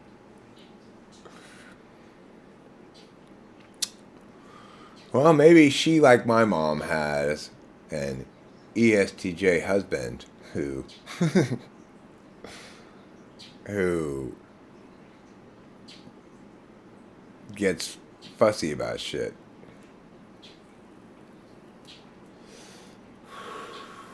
CS Joseph pegged you in ENFJ. You're reasonably pro in the kitchen. I would expect you to be reasonably pro in the kitchen. So is my dad. He's an ESTJ. And my mom was a good cook. I'm not saying ISFJs aren't good cooks. I'm saying that I remember many times when I was being raised that uh, that my mom would say, "David, just stay out of the kitchen," because my dad goes in there and starts teeing what my mom's doing. And my dad, "Okay, Jane, okay, I'm sorry." And he just get out of the kitchen at that point because she was very good at stomping her feet and going, "No, no, no, no, David, no."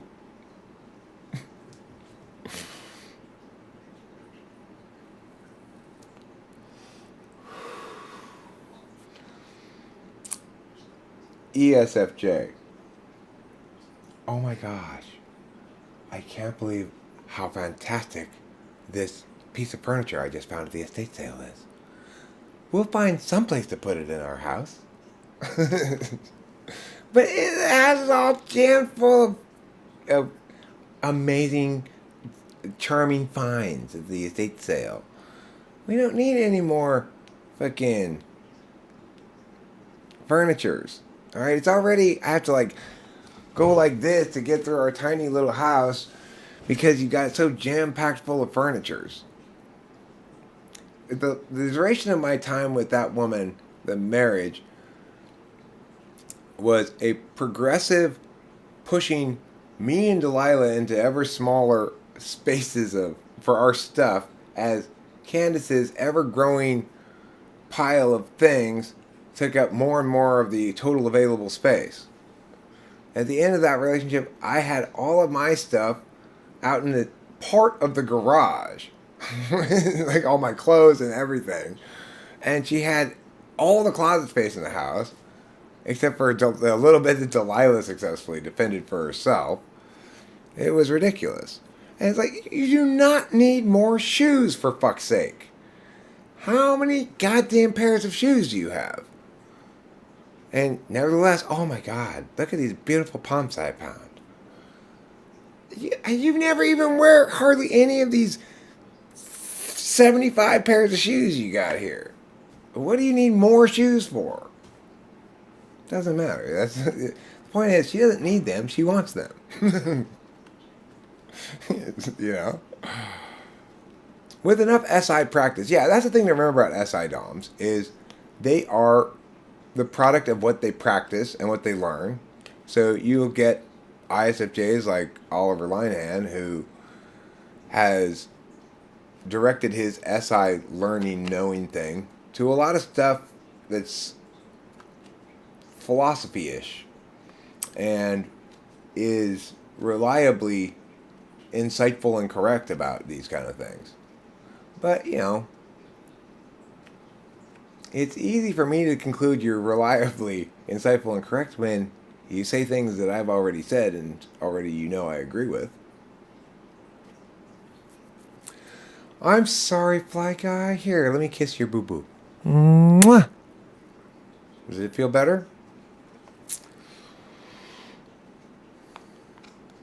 What are my thoughts on Voltology and FI versus FE smile and stuff? I mean, I think that it's correct that there are strong linkages between certain physical indications and type. It's just not ever a good justification for concluding somebody's a given type because it doesn't have any kind of cross-indexing capacity to validate against something else. There's no logic to it. There's no reason why. Like when I was watching Naked and Afraid and going through a bunch of episodes because I watch a little bit of it and I realize I don't like these two people, so then I go to the next episode. It's definitely the case that especially with women, I'll see the woman and I'll go, she looks like an STJ. And I kind of know what I mean. It's kind of like eyes close together and kind of small eyes with kind of a pinchedish face or something. But it's not the case that all ESTJs look like that at all. And it might be the case that a great majority of people who look like this thing I'm envisioning do turn out to be STJ women. But that's not a good reason to tell them that. So it's like the problem with faultology isn't that the observational link between certain physicalities and certain type isn't correlatively strong enough to justify pointing out. It's just that it's never operationalizable. You can't do anything with it without being wrong about how to justify things.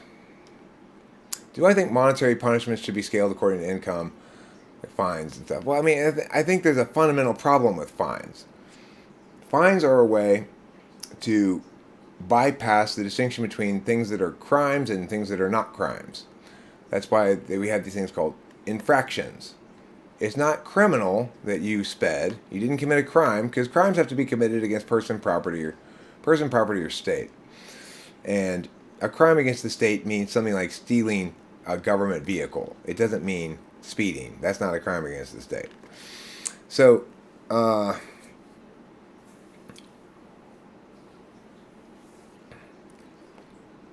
the problem is it's a way of backdooring criminality into things that aren't crimes. So now I have to pay a fine. It's not a crime for me to do the behavior that incurred the fine, but it is a crime for me not to pay it. So that's a problem, right? You're using an irrational number to jump from frame A to frame B without checking to see if it's correctly purposed accordingly. So I don't really think there should be fines. Is the point that a set of infractions with fines is the alternative to good TE. The reason we have speeding tickets and stuff is because that was the best TE people could manage to deal with a reality where we need some kind of ability to respond to extremes regarding driving. Like, while it's almost always a good idea not to pull somebody over and give them a ticket for how they're driving, sometimes we should do something because the person's driving very, very recklessly.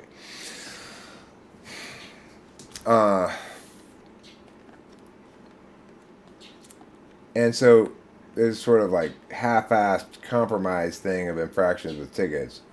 It turns out that better TE is more structural and or more reality driven. It's a more effective way to get people to slow down, to have those blinking signs to tell you how fast you're going and give you a frowny face if you're going too fast. That'll get people to slow down much more effectively than the reality that speeding could suddenly get you an unexpected ticket. It's because the vast majority of the time we have that generally in mind. Okay, but given the reality of fines, what's your answer to the question? Should we scale them according to income? I mean, yeah. When you have something that's a fundamentally half-assed approximation of a solution, and it impacts people of different wealth levels in vastly different ways, then you need to scale those fines accordingly, or else it's regressive in the worst possible way. So if you're gonna talk about where should you have progressive structuring, it would be in fines. That's where progressivism is appropriate, as opposed to in taxation. Speaking of driving, I've been in a car crash this afternoon. All good. A bit scary though. Oh, you got in a car crash, huh? That lady better not drive going forward.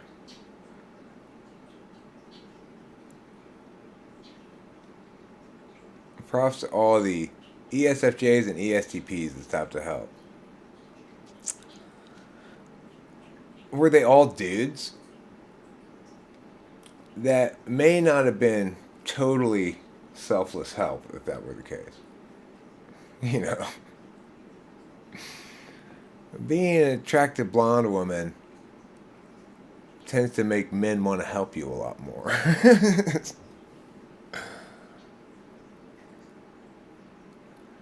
Well, because first of all, it's inherently unfair. Everybody bears an equal burden to in terms of taxation. Second, it's inherently scaled by virtue of the fact that it's a percentage of your income rather than a flat amount of money. So it's like uh, if I pay 10% of my income, I'm going to pay $200 if my income is $2,000. I'm going to pay $2,000 if my income is $20,000, and I'm going to pay $20,000 if my income is $200,000. So the total amount you pay changes, but the amount of your income stays the same if you have a flat tax, right? So you get that progressive quality without having to build progressiveness into taxation. Whereas with fines, you don't get that progressive quality. Everybody pays $500 for this fine, whether it comprises a huge percentage of their income or a tiny percentage of their income. A lady lost control of her car and drove straight into our lane, head on. Were you driving the car that crashed, or were you riding in it? Utilitarian thinking definitely does have its role. TE has its place in policy. It's just that the main thing I think about TE in policy is let's make TE do a good job of TEing. So it's like, here's my solution. Here's a TE solution that gets the job done but incurs these harms. Okay, well, TE better so it doesn't incur those harms. Come up with a better TE solution. We need to stop being okay with TE that's haphazard and solves one problem but creates other problems. And that's why things need to be TI validated first. Then TE can effectively be effective because it's not going to create some of those unintended harms if it's constrained by the TI checking frame.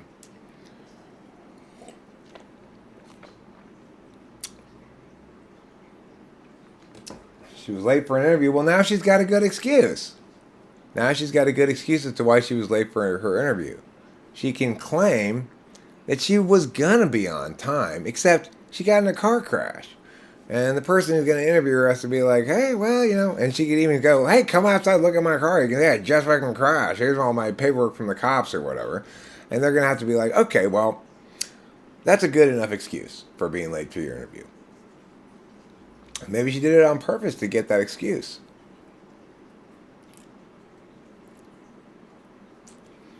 You'd have to be pretty NI rejecting to say it doesn't matter that the reason you're late is because you got into a car crash.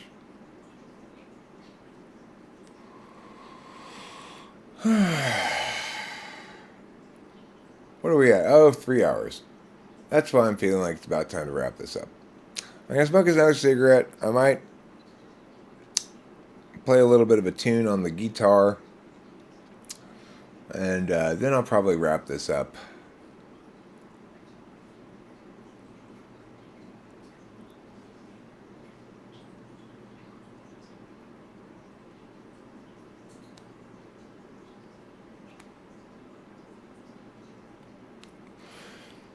Okay, well, it is true that any tax is going to impact people who are closer to the margins, that is to say, where the money they have and the life that they're sustaining, they have little room to wiggle in terms of their disposable income.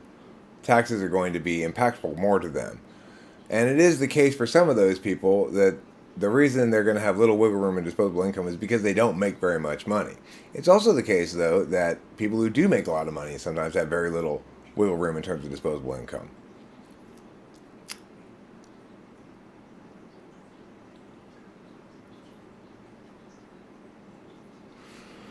The most important thing is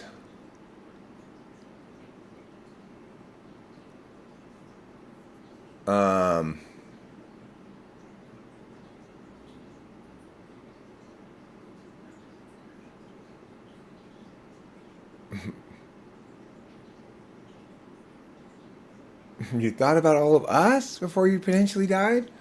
How sweet. I think it gives you points with St. Peter. He marks that down in the book. Like, Eric, one of the people Aga thought about when she thought she was going to die. +1 for Eric.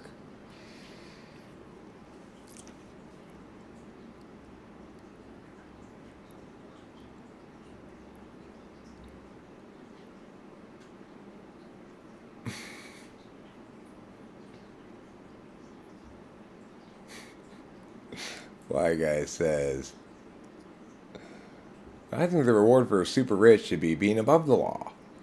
And Michelle Way says, amusingly, already is, haven't you noticed? And then Rain says, what a degenerate assertion. That's so Tine thing to say. Like, Tine people love to characterize things in hyperbolic with hyperbolic meanings, you know. Like I was saying earlier, Leo from actualize.org is like some sort of appalling assault on decency. You know, some words like that. He's not really that much of an appalling assault on decency. He's not a holocaust of wrongness or whatever else I say. He just pisses me off by being so dumb. That's really what I'm saying. Is that guy stupid pisses me off. Oh, you were referring to the message you wrote before that. Oh. Let's see.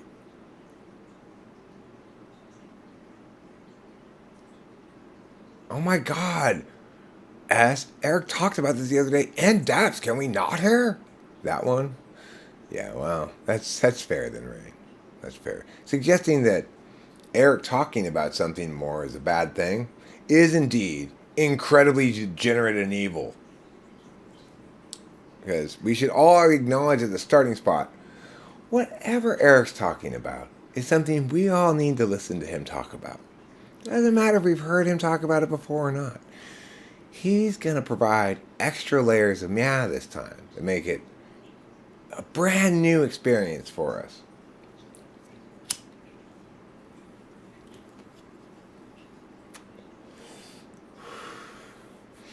I mean, the problem with progressive taxation beyond the naturally occurring progressiveness of a flat tax is multiple, but in one way, I mean, it's just plain wicked.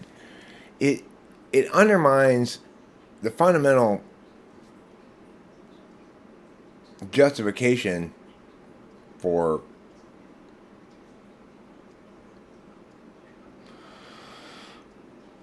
claiming that a free and civil society is more just. Namely, that each of us as individuals have an equal responsibility to contribute a portion of our generated wealth towards the maintenance of community goods. I'm not surprised you're laughing about that now. I'm pleased. Hopefully, like I said, everybody's got at least machine code level of all the functions active, and so even if you're unipolar, you should appreciate the humor of this particular intuitive farce called life, as seen and expressed by Eric.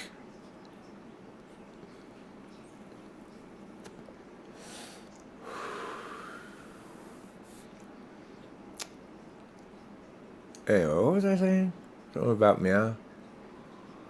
Anyway. You get what I'm going on.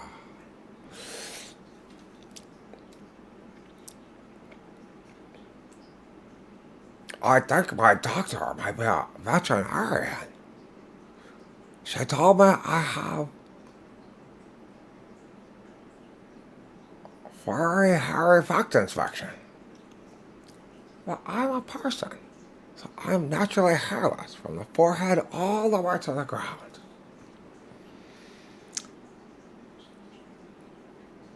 I agree with you, but don't agree with your justification for it earlier, namely equal protection under the law. This isn't a matter of protection, really. Well, when we say equal protection under the law, what we mean is equal expectation that the law treat each person the same, regardless of their particular distinctions. So, it's broadly called due process concerns. We do phrase it as equal protection under the law, but what we mean is that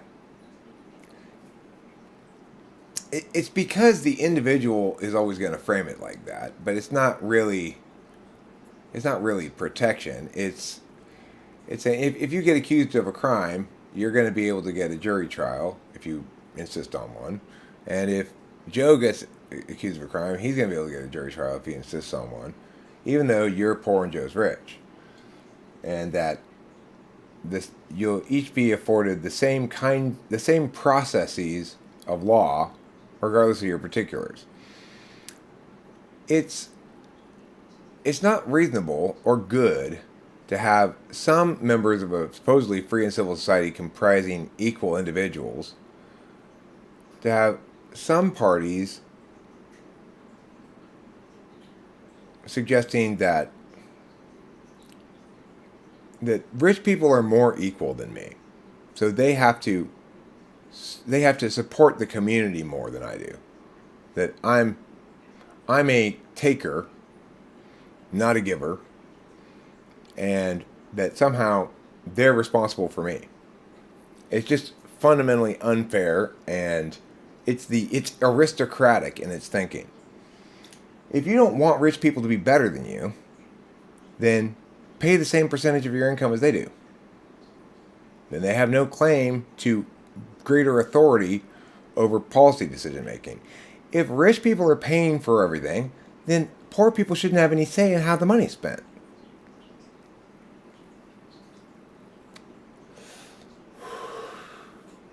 That's bad for democracy. It's bad for society as a whole. It's infantilizing and it's reductive of every individual that this well-off suburban self-identified liberal concludes that there are populations of people, not including themselves, that need their superior wisdom because those populations are like children and can't make decisions for themselves. It's like,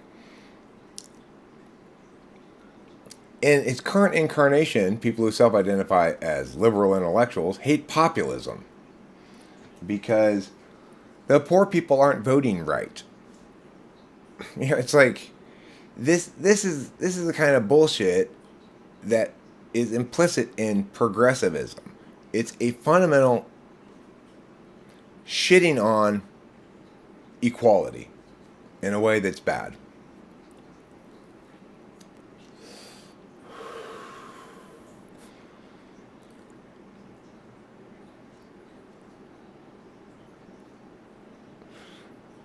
I mean, I think I'd be fundamentally incorrect without both of them, as I was until I encountered typology. I was unable to resolve the biggest frame questions with just case making and case critiquing skills. I needed both to be correct at the biggest frame level. The thing is, you don't need to be correct at the frame level for the process to be to produce correctness if you respect the process. I don't need to quite understand why it is the case that meow, if meow, then meow, as long as that process of say, the deliberative bodies doing argumentation as a means of testing people's advocacies before affirming them as bills to be potentially signed into law.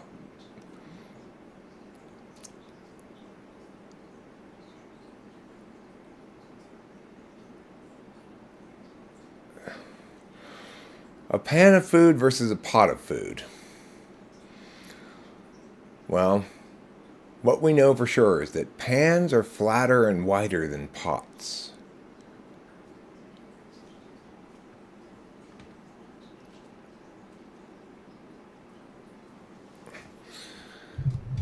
You can have a potted plant, but you don't really have a panned plant.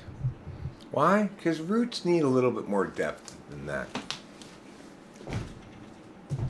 I'm going to pee now. I'll be back with you momentarily. I'm going to stand over here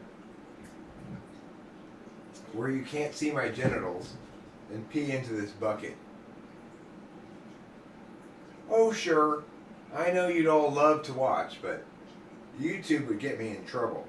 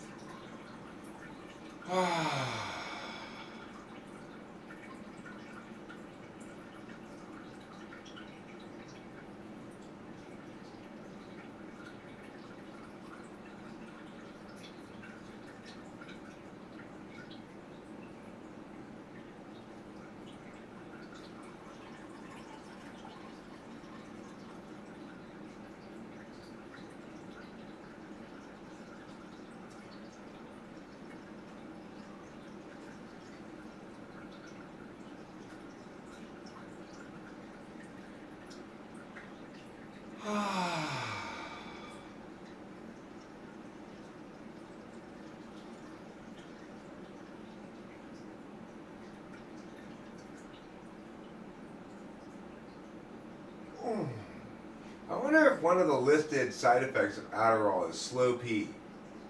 Because it's definitely the case that I'm slower to unclench everything and release my pee when I've got some Adderall in me, as I do this morning. I took 220 milligram extended release this morning, and I can feel it pretty good. That's one of the weird things that COVID did as well, is it really made me experience Adderall differently.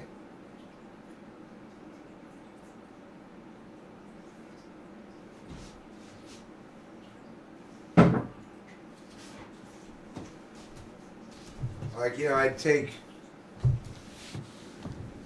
2 or 3 15 milligrams in the morning, and it would kind of spring me up for a stretch, and then I'd still take a nap in the afternoon and still go to bed at night normally. I'm still a little bit like that. It's not as impactful because of some of the sickness of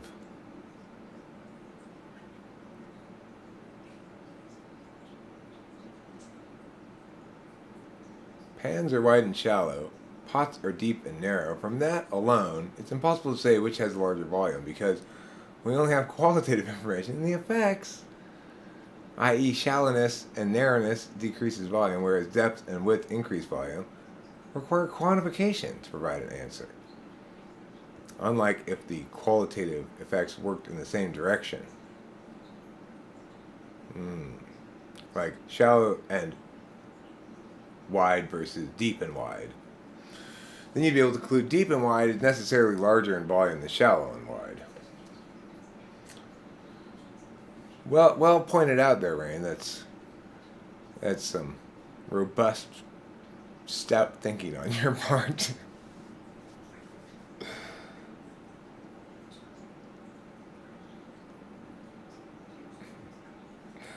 You make a good point.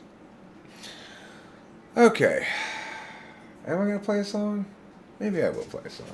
I almost stopped for a second. You know what? Maybe I don't want to play a song. But I am going to play a song. I'll play something that I have well memorized, so I don't have to worry about memorization stuff. Gerald has a thought. Gerald has a lot. Gerald has a plot to get to margarine's tater tots. He's got a good idea for a name-changing business. Thinking now about what to call Christmas when they hire his firm to change that name. Joel always thought there'd be chance enough to return to the work after rough. He'd get back to it eventually, but his visions piled up and his plans would interrupt all the work that started off so hopefully. Now his mind is back on his business, thinking of changing factless to listless. So how all the people will shout his name. And Gerald knows he understands ever more clearly here now. He won't provide explanation regarding the why or the how. He'll see you and know you from inside your heart. Exciting, delighting, Gerald plays his part. But Gerald still knew there's too much to do, and he dropped time in the underview. Too much to rebut, so where now and what? Too much time spent nitpicking the skew with you. Gerald has a thought, Gerald has a lot, Gerald has a plot to get the margarine's tasty spots. He's got a good idea for a name-changing business, thinking now about what to call Christmas when they hire his firm to change that name. Gerald has a thought.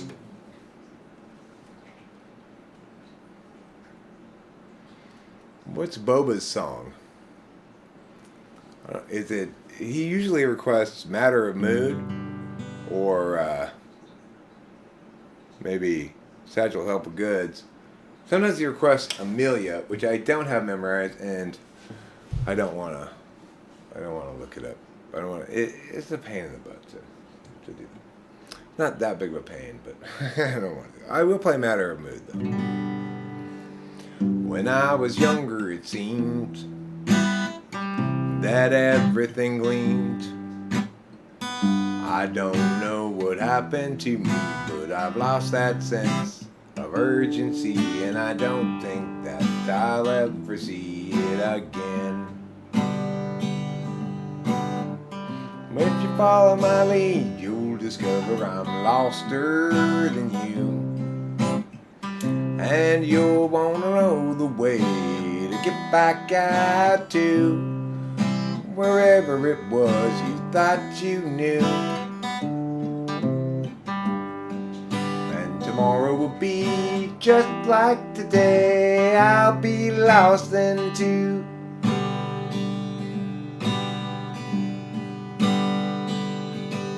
It's a matter of mood as much as a matter of will. And the things I do and the direction I point to still seem a part of me, though departedly. And I wonder if I'll ever be there again. Ba-dee-da, ba-dum-ba-da-ba, ba-ba-dee-da, da-da-doo. Bum-ba-dee-da, ba-da-da-da-da, ba-ba-dee-da, da-da-doo. Well, that wasn't terrible. Okay, I'll play one more. And yeah, I do have to I don't have this one memorized, but I don't have to open up. Thank you, Ruben. You're a wonderful person. You're a gentleman, a scholar, and a listen-toer of fine musics. This one I only have to open in Notepad, so that's easier. Okay, I never copied and pasted this one yet into the set list Bobet list document. I just always access it in its Notepad form still.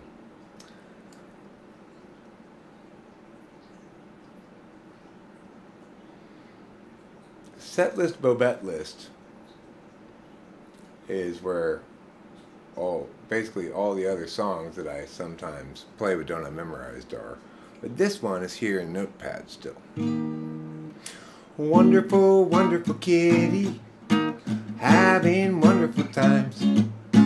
Always cleaning yourself, making sure you got clean lines.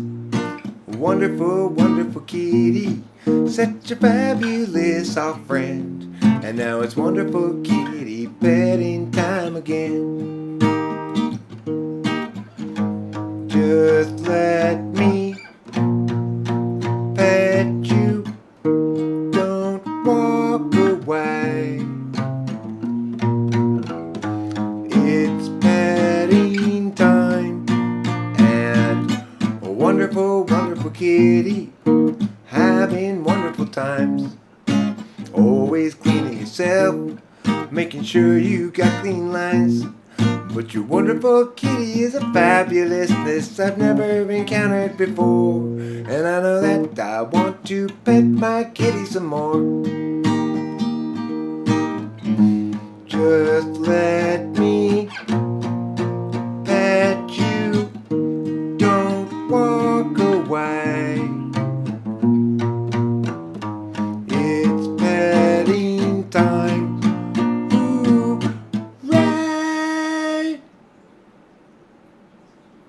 Hooray! Alright, Boba Fett, Satchel. Since I'm not giving you Amelia, I guess I'll give you both Matter of Mood and Satchel. Maybe even I'll copy and paste Amelia into a Notepad doc. Actually, I can't. It's a picture. That's the problem with Amelia, is I don't have the original document where I wrote it down. I had to take a screenshot of me playing the song from that document on a video, and I cut and paste that screenshot into the setlist Bobette list document. So it's not editable. You know, that's annoying, right? But that's what I get for being dumb. Every life lived reaches a time when the road splits in two.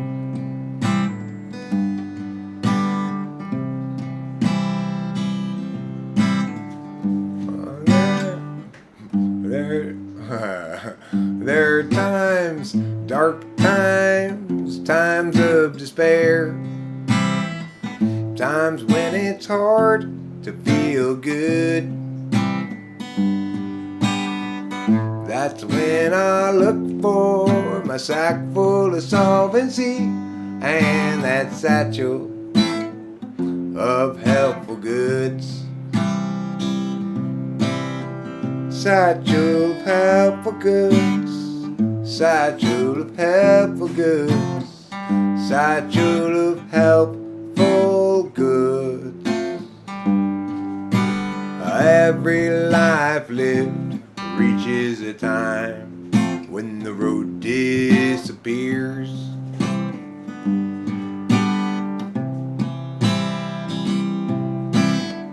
When I'm there, will there be anybody else around? Or will I travel all alone? That's when I look for my sack full of solvency and that satchel all filled with home. And that satchel now nothing but bones. Satchel of helpful goods, satchel of helpful goods, satchel of helpful goods, satchel of helpful goods, satchel of helpful goods, satchel of helpful goods.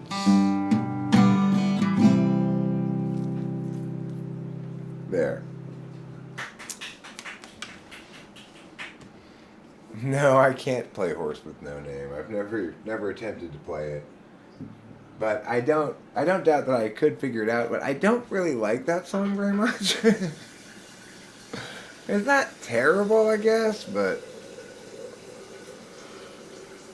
alright. Thank you all very much for being here. I love you with my emotion heart. to the best of my ability. Every day, all day, non-stop, relentlessly, forever. Just remember that, and that should help cheer you up in your time of blueness and sadness. Goodbye, good luck, and good night, America and the world. And special thanks to Ruin for contributing $2. I appreciate it. Nobody else did that.